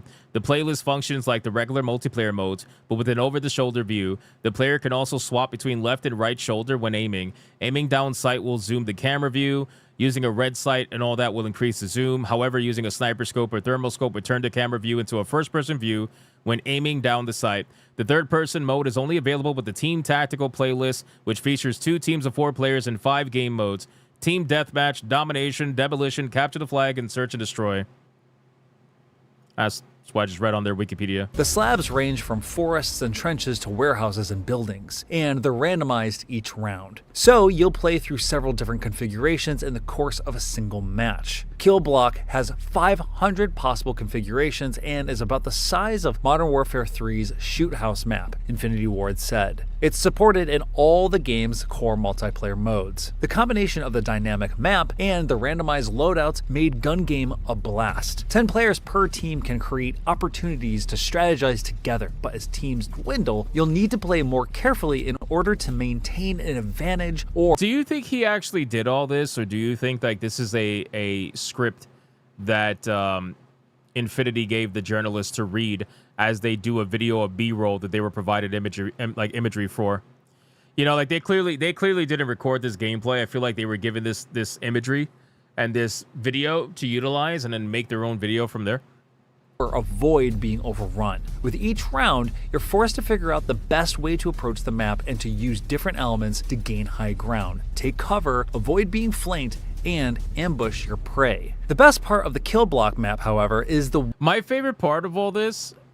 Why no North Korean maps? Brother, you know why. You know why. They don't want Kim Jong-un to nuke their fucking, to nuke their studio. My favorite thing about every time I hear about a new Call of Duty and every time it's described by somebody, right, is every time these journalists describe the Call of Duty, a new one, they always describe it and they always try to pretend like it's going to be so strategical. It's going to be all this strategy. You know, you got to flank these people, do this, do that. Brother, let's not pretend like 95% of the fucking gameplay in Call of Duty is team deathmatch. There's barely any strategizing to it. Most players don't even care about doing any of the team-oriented stuff. And if they do, it's like very few. Most people devolve. All of it devolves into just team deathmatch 95% of the time, with people running around, shooting each other, killing each other as quick as possible. Like, but anyway, I just found it to be funny. Its many different pieces create opportunities as you play through a match, thanks to Modern Warfare 4's improved movement system. The biggest change to Call of Duty with Modern Warfare 4 is in how Infinity Ward has approached player movement, with a heavier emphasis placed on making movement as fast and fluid as possible. No. Infinity Ward has... You're gonna have people jumping around like a Mexican fucking jumping bean, bro. You're gonna have the what do they call those? They call themselves the You have different communities. You have the movement community, and then you have the aim community. And bro, the movement and aim communities, all the time, they'll like purposely play the game and make themselves look as ridiculous as possible, just so they can upload it as a clip online, and pretend like they're like the greatest thing in the world. You know, bunny hoppers. It's not really bunny hoppers. It's more like sliders. You got a lot of sliders, especially in Call of Duty. Tons of fucking sliders, where they're just like constantly left and right sliding around on the ground. You know? It's greatly crazy. improve the ways that animations can chain into one another, and this is most noticeable when doing things like sprinting, sliding, and mantling. It is now possible to do things like chaining a mantle into a sprint, which equates to doing things like sliding over a car hood, Dukes of Hazzard style. The combination of movement abilities offers a lot of new opportunities for getting around maps. The parkour capabilities reminded me of something close to Mirror's Edge, especially— Listen, I prefer Modern Warfare over Black Ops in terms of the multiplayer gameplay. I used to prefer Black Ops over Modern Warfare in terms of the single-player campaign. I really liked the Black Ops campaign. I did not play the most recent one. I played Black Ops 6. I did not play Black Ops 7. I purposely stayed away from that one because that shit was just so fucking gay to me. I was like, yeah, no, I'm good. Even though I prefer the multiplayer for Modern Warfare, I think I'm most likely going to end up skipping this too. There's just way too many video games out there to be playing, to be worried about the next Call of Duty. Now, that's not to shit on people that only play Call of Duty. I understand there's a lot of people that only play Call of Duty, and this is like their yearly thing that they look forward to. I get that, but it's just not for me, personally. When used at full blast by someone very familiar with them. You can climb up pipes, grab ledges. Doesn't mean I don't check it out, because I want to check it out to see if I see anything that makes me go, ooh, maybe I want to check that out. I'm always down to return to a franchise, like as long as, because I've always told you guys, for me, you're only as good or as bad as your last game. So I'm going to judge you based on whatever you're showing now. And unfortunately with Call of Duty, it's always the same shit. It is always, for the most part, the same shit. Great Ape says, thinking of SNH panel, think Atreus most likely play. Yeah, Atreus and Kato will probably end up playing this most likely. I'm not going to do it, personally. And either shimmy along them or pop up Although over I'm them sure they're with going a to try pistol to make me do take it. shots at enemies, and slide into a prone position on your back so that you can churn and fire behind you. The movement adjustments aren't quite the same as the dynamic omni-movement system of recent Black Ops games, but they do make combat feel fast and smooth in Modern Warfare 4. It provides a lot more options for engaging with a map, like the ability to quickly clamber up to a second-story window and join a fight happening inside a building, or to make an escape by hurtling quickly over cars and walls. It's not just movement that's got an overhaul in Modern Warfare 4. Infinity Ward has also reworked and enhanced some of the shooter fundamentals that underpin the series. A huge one is Bloom, the effect that shooters use to simulate the loss of accuracy. Okay, this is going to be very interesting. I heard about this. I'm curious about this. I really am. Because apparently they're trying to focus on making hip fire an accurate thing in this game, similar to how Counter-Strike is. I don't know how that's going to work, considering Call of Duty has never really had that, unless you used a bunch of attachments with like an SMG to make it all about hip fire accuracy. But we'll see how this goes. When guns are fired from the hip, as opposed to when you aimed on the sights. Hip firing a gun without taking careful aim has the effect of spraying bullets in a general direction. Shooters create that spray effect by designating a cone of space and sending bullets to random places within the cone, an effect called Bloom. Using Bloom does a fair job of simulating the idea that a gun is spraying bullets all over the place in a general area in front of you. But it can also create frustrating situations where you can fire your gun straight at someone and have the bullets whiz past and around them, while also making it so that bullets head out at strange angles in relation to your gun's barrel. Obviously. With bullets going where you expect them to go and landing where your gun is pointed, the change makes firing from the hip feel more effective and realistic, especially at close ranges. Infinity Ward has also demonstrated ways that it has adjusted Modern Warfare 4's approach to field of view. With wider field of view settings, players get more situational awareness because they can see more at the sides of their screens, but this creates an effect that makes— I'll be real with you. That's going to be a really big change. If they change up Bloom to be a lot more accurate from the hip, that's going to change. That's going to be a big change. It's going to make hip firing a lot more of a viable option, which means that now, aim down sight attachments may not be as desirable, or hip fire builds that aren't shotgun builds would be something a little bit more desirable. The only people that go hip fire builds are shotgun users. They're the only ones. So it's going to take a lot of mental training to try to get out of that habit of constantly aiming down the sights in a Call of Duty game. Targets in front of them smaller and seem farther away than they really are. Tighter FOV settings fix the targeting issue but close off peripheral vision. In Modern Warfare 4, Infinity Ward is splitting the difference, widening the FOV at the sides of the screen but without making targets in the center of the screen smaller. Developers have also reframed weapons on the screen so that they're not quite so tight to the player, making them look more realistic. In practice, all of those adjustments feel great, even if many of the smaller visual changes aren't something you notice much in the heat of battle. Yeah, Hans, I agree. They're definitely going more run and gun, which is like Call of Duty is already run and gun. You know what I'm saying? So you guys are basically solidifying this to be a pure just fucking run and gun chaos mess. That's what it's gonna, with the increased movement, all the sliding and shit. And now you got increased hip fire accuracy naturally on top of all the fast moving, sliding, and all that stuff, bro.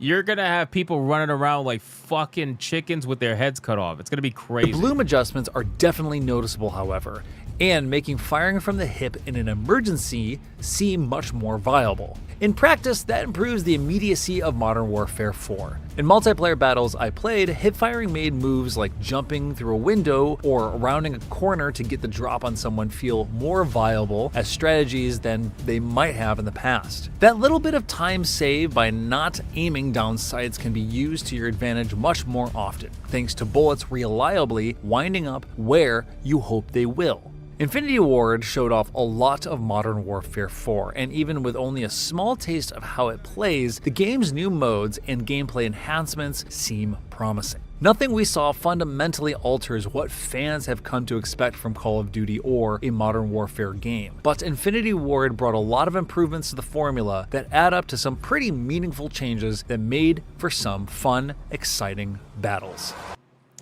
Yeah, again, me personally, I don't really know what like, again, like, what am I going to say? What am I going to say? Every time I look at a Call of Duty fucking showcase, I feel like I'm watching Call of Duty from like 10 years ago. It's pretty much the same thing.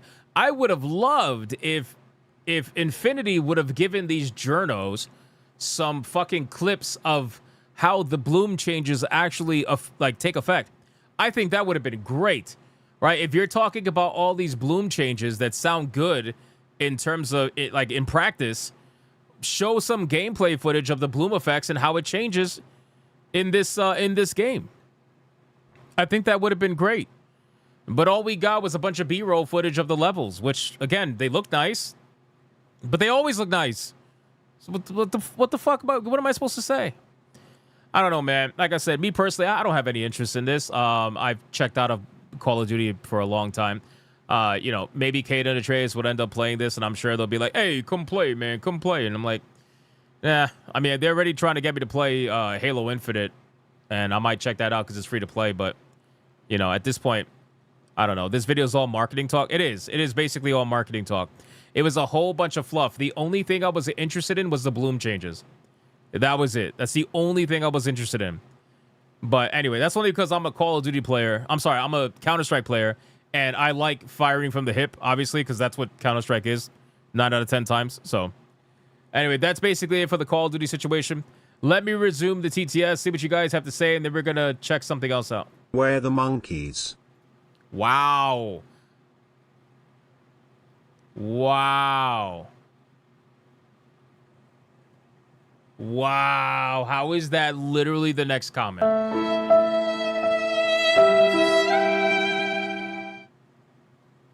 Wow. Where the monkeys is crazy. Guys, some breaking news, man. Did you see this shit? Hold on. When did he get a rocket? Guys, when did he get a rocket? Just in, Jeff Bezos' New Glenn rocket has exploded in a massive fireball on the launch pad at Cape Canaveral in Florida. It literally looks like a nuclear bomb went off. Elon Musk responded, most unfortunate, rockets are hard. Bro, what a troll, bro. Hold on.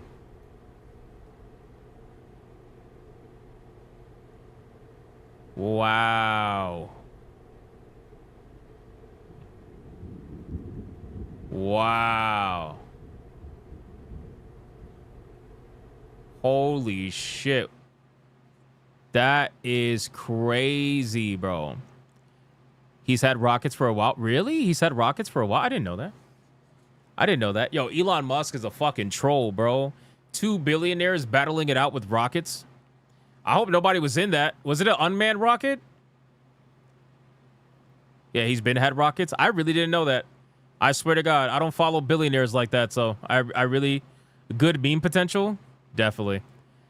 Is this how we get Fallout? Almost. Almost. Yeah, no, in all seriousness, I hope nobody's inside. That's not good for global warming. Brother, Weenie for Sweeney, it happened in Florida. They're already burning over there. It's fine. What's some rocket fuel gonna do? It's fine. Don't worry about it. Don't worry about it. All right, anyway. This is Fallout DLC. Bro, no, it's not. Stop. Guys, let's check Rumble really quick. We got Toradol with the dollar says, let's be fair, Call of Duty extraction shooter will do better than Marathon. You must be pissed right now. That's all true. that money is gone. If you think, bro, Adair, hold on, wait. Let me finish reading Toradol's. He says, let's be fair, Call of Duty extraction shooter would do better than Marathon. Then again, so would a literal rock. That's true. That is true. But in any case, they do plan to bring back an extraction mode. I forgot to talk about that because I really don't care about Call of Duty. But I guess I'll bring it up since you super chatted it. Modern Warfare goes head to head with Arc Raiders and Escape from Tarkov. Notice how they don't mention Marathon.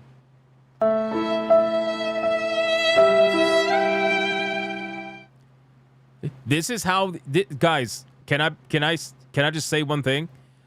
This is how you know, the journos know that nobody fucking cares about Marathon. And these are the people that shill Marathon and told you this was the most amazing thing ever. Meanwhile, because of SEO, they chose to name the 2 more popular video games that get more clicks in their title. They kept Marathon for the subtitle. That doesn't matter for SEO. They didn't put it in the fucking title, It's going brother. to all Amazon employee salary replacing the new rocket. That's true. That's true. Thank you, Adair Sota, for the 5. Appreciate that. That's how you know. Gonyo says Marathon is mentioned in the subtitle. Doesn't matter. It literally doesn't matter. SEO is all here, baby. SEO is all here. So they purposely left Marathon out and put Escape from Tarkov and Arc Raiders into the title. That's crazy. And these are the people that'll tell you that, oh, the chuds are wrong. The chuds, whatever. Damn.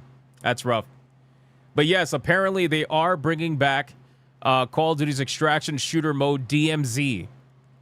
So, yeah, Call of Duty's apparently going to try to compete on the extraction level now. Everything's becoming an extraction shooter. Everything. Literally everything. It's fucking sickening at this point. Anyway, just wanted to talk about that. Thank you, Torinol, for the $1. And Adair, in terms of he must be pissed all that money gone. Bro, Jeff Bezos makes like $30,000 a second. You think he really gives a fuck? These are billionaires that are playing with money because they got nothing else to play with other than women and money. So they use their money to play with toys in real life.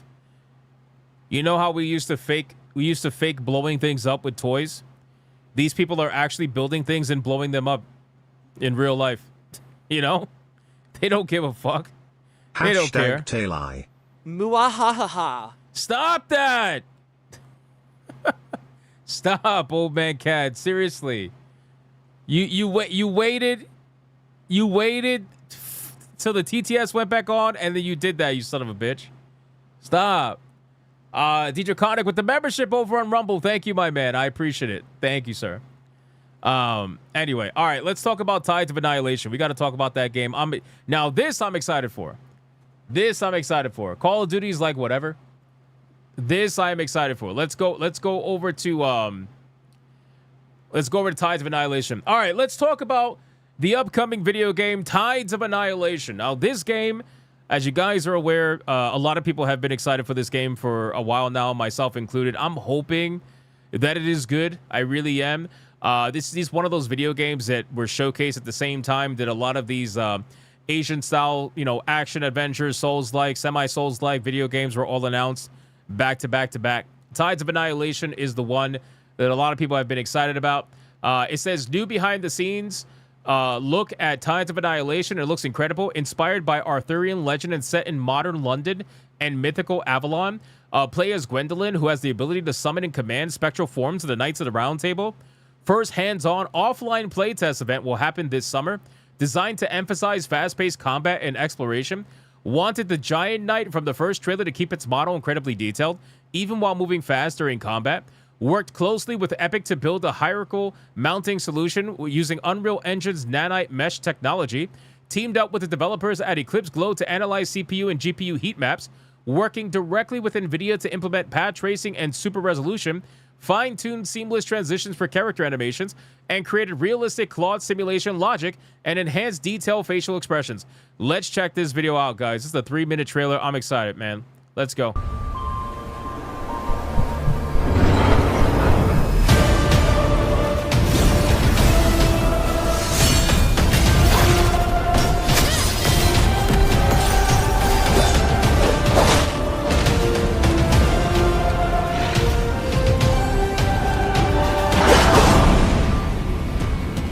大家好，我是湮灭之潮制作人傅坤。Damn, that was a nice transition from gameplay to interview. Not bad. Well played. 新实际发布后啊，我们的后台收到了很多的留言。除了催更的，大家最关心的还是游戏在技术上的表现。作为单机动作冒险游戏，为了尽可能的让玩家获得更好的体验，最大化湮灭之潮的魅力，我们和各大芯片厂商以及 APEC 展开了深度的合作。 共同的完成了新一轮的技术优化。They say they entered a deep technical partnership with Epic, so it's not super concerning. Like, I'm okay with them entering a, technical partnership because if you're utilizing Unreal Engine, obviously you want to go with Epic to get all of, the most you can get out of the engine, so that way you don't fucking be one of these people releasing broken video games on Unreal Engine. However, as long as they don't go past that and start playing around with other nonsense, it's already been confirmed for multiple platforms, but you know what I'm saying, like exclusivity. Like, I don't want their relationship to continue getting further and further is what I'm saying, especially if the game is good, because then Epic's going to be like, hey, part 2 is going to be exclusive. I don't really want to deal with that. 还记得首报预告片里的巨大骑士吗？视觉效果确实震撼，但也意味着战斗要在运动中展开。 What do you guys notice about the developers that are working on this game versus the developers that are working on other games we've looked at? What do you notice? What do you notice? You can say it. Don't be shy. You can say it in the chat. They're not gonna be mad at you. Don't worry. Straight males? Nope. Nope. They show the game? Nope. Yes, exactly. Nerds. They are fucking nerds. I don't care if they're Chinese or whatever. They're nerds. They're nerds. We need nerds back in making video games. That's what we need. I've been saying this for the guys, probably like 3 years now. I've been saying this. We need nerds back in video games, making video games. That's what we need. That's what we need. 所以和 APEC 合作后，我们第一个要解决的就是模型搭建的问题。 我们希望巨大骑士在动起来的同时，身体上依然有足够高的模型精度。于是我们重新制定了一套分层挂载方案，既做了一系列减法，也做了一系列加法。Holy shit！ 在这一块，U1官方也为我们提供了不少帮助。为了让这个大家伙能够更好的动起来，我们和日式边缘的伙伴一起分析了 CPU 和 GPU 侧的性能热点，对比了多种技术思路，对动画、逻辑、地图 做了精细的控制，减少计算量，有效地提升了这个关卡的平均帧率。我们希望，当巨大骑士出场时，大家享受到的不只是视觉震撼，还能体验到战斗和探索的乐趣。That guy looks like whoever this guy in red looks like the Storm King. Looks like the Storm King from the Souls games. 为实现多平台的良好游戏体验。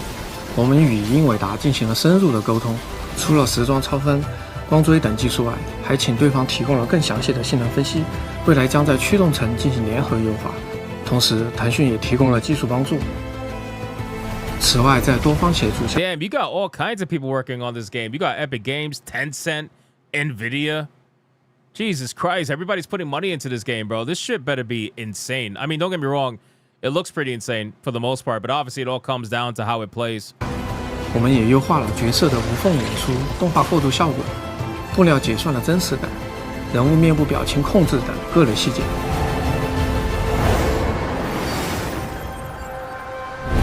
I'll be real. Damn, she's gorgeous. I'll be real though. You know, I was heavily you guys know I was heavily disappointed by Lost Soul Aside. Like Lost Soul Aside, I felt like was super fucking mid. It was super mid, and you know the gameplay looked sick when you were looking at it in the trailer and whatnot. And then you got your hands on the gameplay and the game overall, and I'm just like, I don't know. It was kind of mid in my opinion. So I was a little let down by that game, especially since there were so many wins before that. So Lost Soul Aside was a little bit disappointing for me. But hopefully Tides of Annihilation is not that same case, you know, because I for me, like Lost Soul Aside, the one thing that I really hated about it, well, the two things that I hated about it was the dragon would not shut the fuck up. Lord Arena would not shut the fuck up. He'd be like, do you feel Lord Arena's power, huh?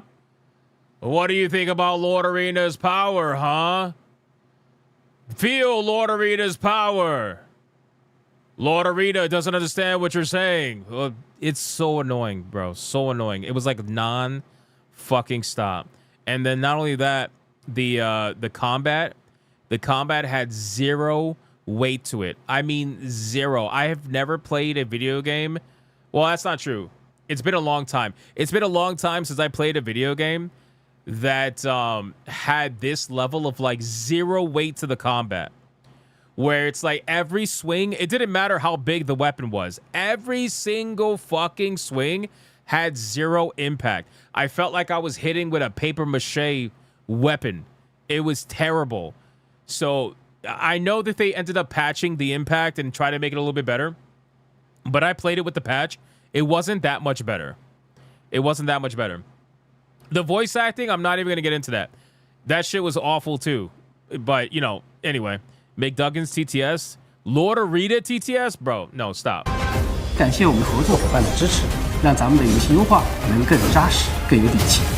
最后，我们有个新的消息要宣布。今年夏天，我们将带来游戏的首次线下试玩，并面向所有玩家开放报名，欢迎大家关注我们。也希望这些 So they have an announcement they're going to be coming out with pretty soon. 技术上的努力能够让大家玩得更尽兴。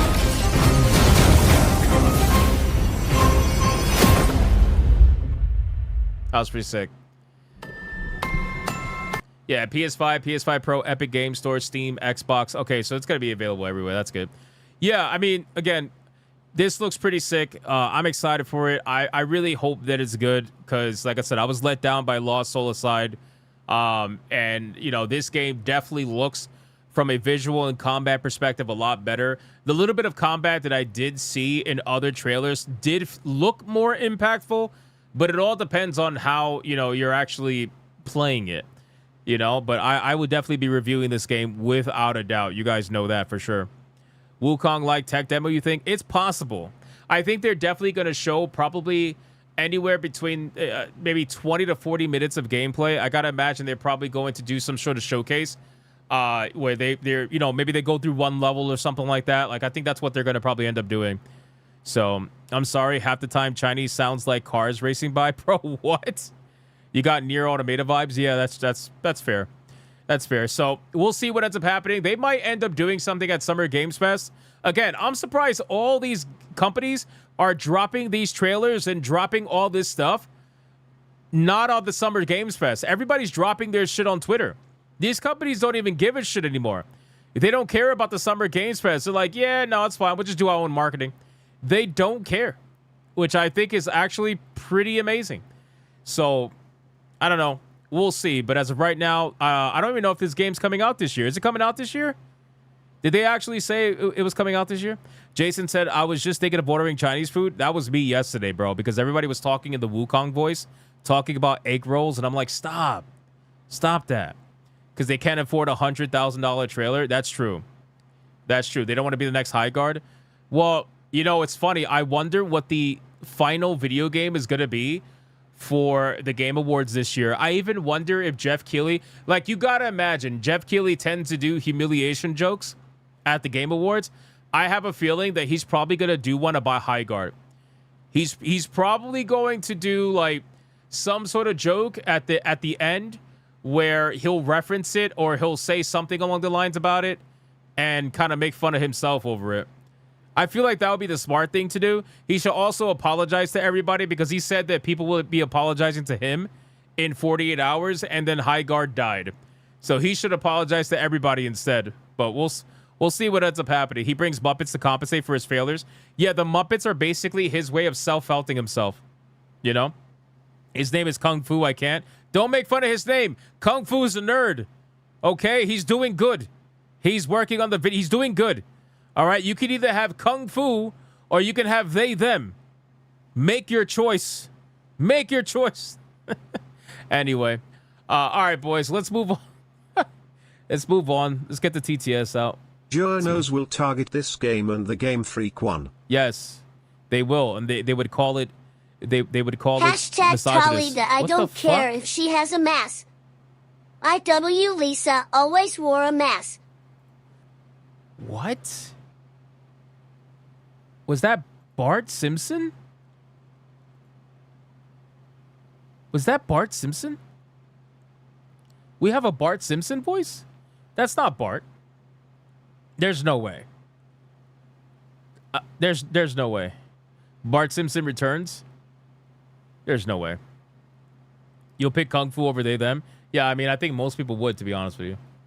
All right, we're caught up on Rumble. Guys, we need to pick a winner. Listen, before we do that, I'm going to make my gaming stream live. We're going to be playing Remnant with Leon. Hashtag Ada. We got another one. So wait. Uh-oh. Are we going after a futuristic burqa woman? Cannot even see their eyes. Mission failed. We'll get them next time.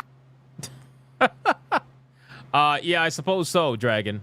I suppose so. Thank you for the 5. We're gonna be playing Remnant again with Leon. We're trying to catch up for lost time because Leon was sick last week, so we didn't get to do much. But last stream we made a lot of progress. We ended up getting the heart from the beast, and now we're gonna betray the king, and things are gonna go pretty crazy. I gotta imagine. So I'm gonna link the gaming stream right now for those of you that want to watch that. I would highly implore that you come hang out with us. I would greatly appreciate it. Although you can keep your Chewbacca's and your Zesties and all the other nonsense on this stream. You can keep it here. You don't have to bring that over. It's fine. That's the stream right there. We're gonna go rate ourselves after this, but first we need to pick a winner, ladies and gentlemen. I think it's pretty safe to say that Ada is completely fucked. She is completely fucked in every manner. The Resident Evil fans have not shown up to save her, and Tali Zora is going to win this by a fucking easy mode, ladies and gentlemen. Easy mode. So let's just decide it right now. Play the music. Play the music. Super chats, put the name in the beginning. Let's see if anybody's going to save Ada. If not, well, Resident Evil's not going to have the clean sweep that it was having. Whoa! Hashtag Talizor. Let's go, everyone. Vote Taylor. Final twin. Bart, why you little get over here strangling? Now that did sound like Homer. Final twin. $100 Red Boy Hyper Banger for Tali Zora. Oh my God. Final twin is not fucking around, boys. Final twin is not fucking around. Adair Soto, thank you for the 5. Final twin, brother. She was already dead. She was already dead. At Summer Days celebrates 15 months of membership. Leve kind of struggle to put a PC together. Summer Days, thank you for the 15 months. I appreciate that. I'm rating myself tonight, unfortunately. Someone dropped 10,000 for Ada. That's not happening, bro. That's not happening. This is so rough. I have never seen Ada Wong lose like this. I've never seen this before. Tally Zora is going to the next round. I think it's pretty safe to say that. I think it's safe to say that, boys.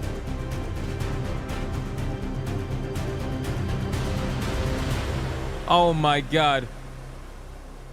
We're just going to go right into the final countdown because this is a bloodbath. This is an absolute bloodbath, boys. 5, 4, 3, 2, 1, go.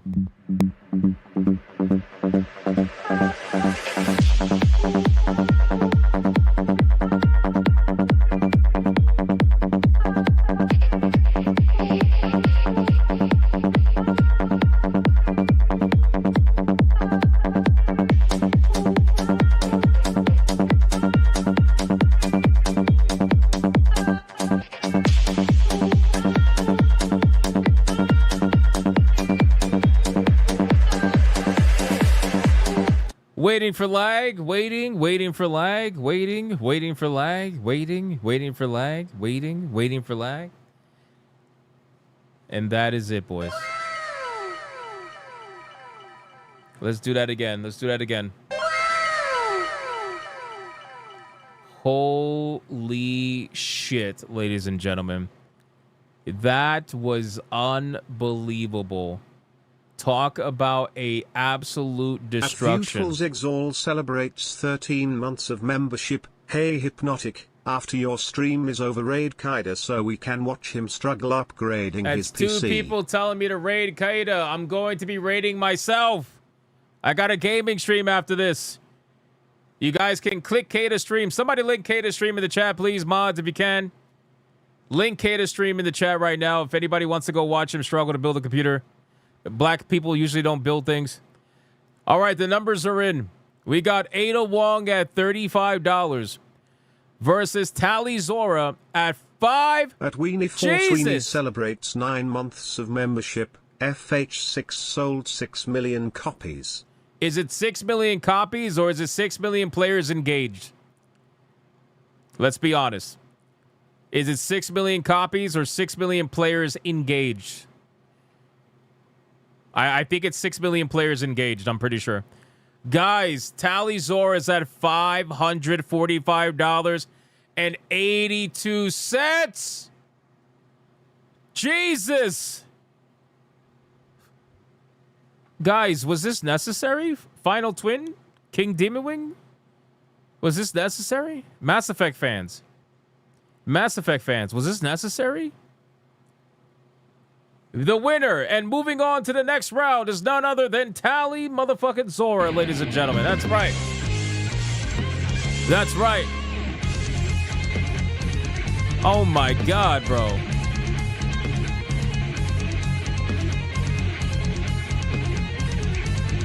I can't believe that happened to Ada Wong.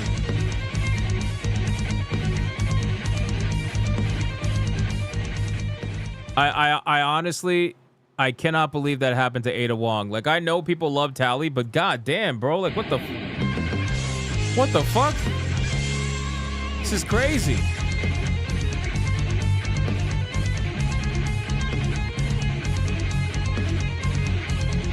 What is FH6? Forza Horizon 6.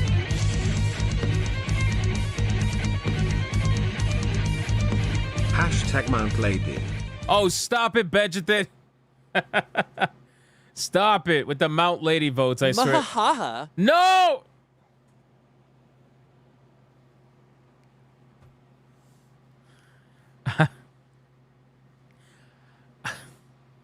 I hate you, bro. You are coping and seething. You just can't accept what you're seeing.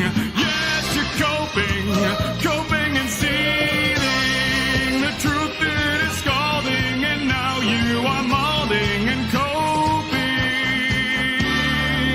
coping so hard. Coping and seething. And that's it, boys. For the waifu battle round, Tally Zora is your winner, which means that she's going to be moving on to face off, ironically, against Claire Redfield. Is Tally Zora going to be the destruction for Resident Evil video game characters? Is that what it's going to be? Oh my God, boys. Imagine if she takes out 2 Resident Evil characters in the same battle. That's insane. I can only imagine. Guys, great fucking stream. I hope every single one of you guys had fun tonight.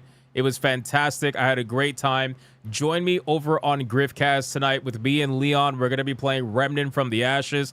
The boss battles have been insane. The last stream, we ended up dying multiple times. You're voting for Riku already? Oh, who's the next battle? Oh, the next battle's this Sunday. Oh, the next battle this Sunday is Riku versus Eve. Holy shit. And then after that is Yuffie versus Aerith. Oh, man. Oh, man. This is going to get interesting, boys. This is going to get interesting. All right. We'll see. We'll see how that goes. That's going to be interesting. Guys, again, nothing tomorrow. No tournament battles on Fridays. No tournament battles on Fridays, boys. I'm sorry. Shout out to all you guys again. Thank you so much for the insane support. I hope every single one of you had a fantastic time. Join me in about an hour. We're going to be playing Remnant with Leon. We were dying a lot last stream because the bosses are getting insane. We're getting pretty close to the end of the game. So make sure to come hang out with us. It's going to be a good time. I'm going to raid over there right now. If you want to watch Kada in the meantime, Old Man Cad dropped a link that you could go watch him fail at a computer. You're more than welcome to. All right, guys. Thank you to the Hypno Mods for doing what they do every single day. I appreciate you, and I'll see every single one of you on the next one. But before we go anywhere, I got to give 2 clips. Hashtag Yuffie. I got to give... Why are we voting for Yuffie? Thank you, Benjamin, for the 2. I got to give a clip for King Dimmiwing's 20 membership hyperbanger because I forgot to do that. So I'm going to give him some fairies. And then Final Twin with his $100 Red Boy. You got to let me know what clip you want on the way out, man. Final Twin says he split on Riku and Eve. Well, it should be interesting. It should be interesting. I think the next 2 the next 2 battles are going to be interesting. And then after that, we're going into the next round. And then it's definitely going to get ugly. It's because that's when the One Piece one got ugly. So we'll see how this goes. You want the banana clip? Should I do the banana clip for Final Twin? Does he want the banana? He wants the banana. All right, consider it done. Guys, I'll see all of you on the stream tonight over on Griffcast. Until then, you already know, man. Go be bigots and go be gooners. Bye. All right, boys, it's another Red Boy hyper banger. Let's bring the ladies in. Kind of girls stomping Bigot City when.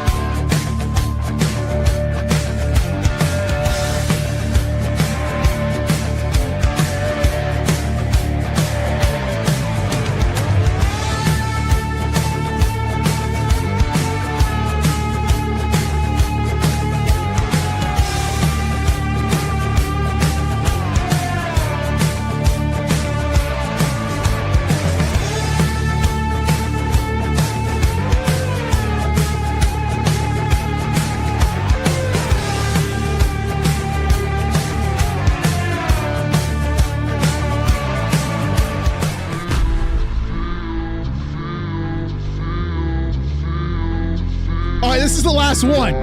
This is the last one.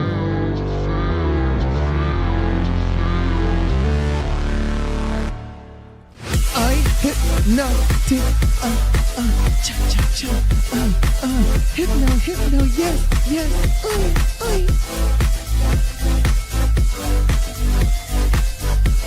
big strong beefy man.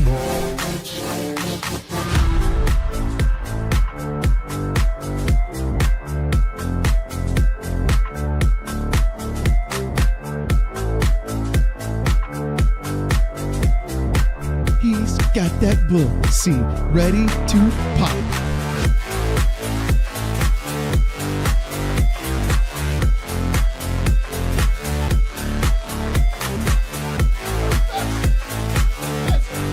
This man said perfection, brother. You gay as hell, boy. You're gay as hell. This man gay as hell. Tell you what, just like this. Try to relax your anus. And there's a little bit of a... Your shoulders. He gay as hell.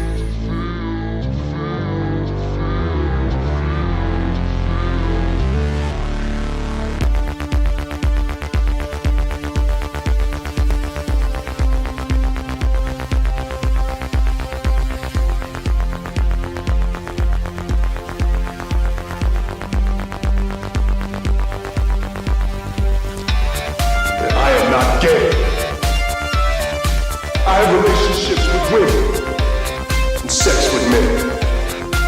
And I got news for you. That means you get.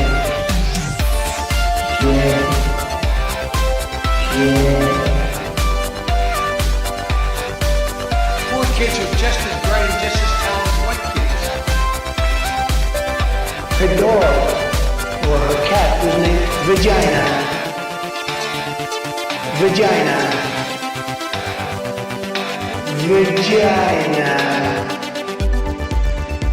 Put a ticket in Maker Daddy. Fuck Indiana Jones, put a ticket in Maker Daddy Jack. Fuck Indiana, put a ticket in Maker Dad. It means put a chicken in it we eat and make her fucking Jack. Fucking pronouns!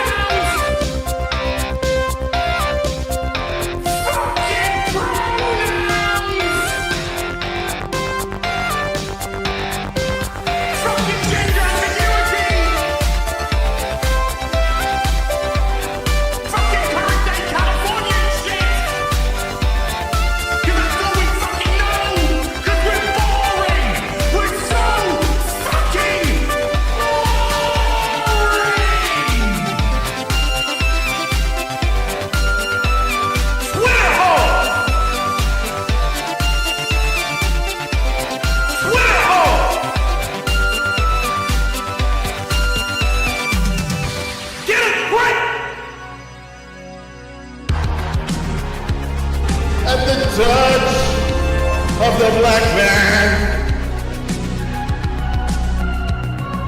I bring life.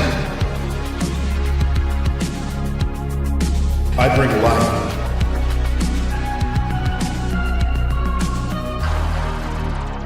I bring life.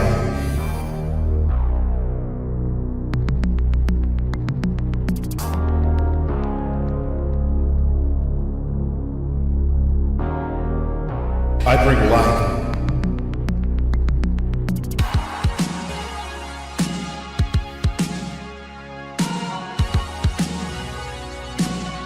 I bring life.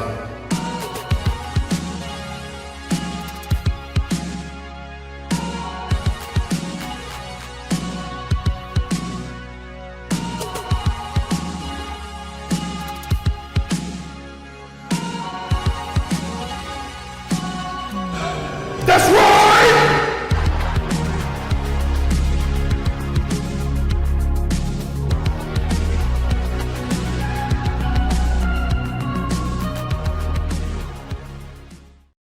Why the hell are you still here? Go on. Get out of here. Go play some video games.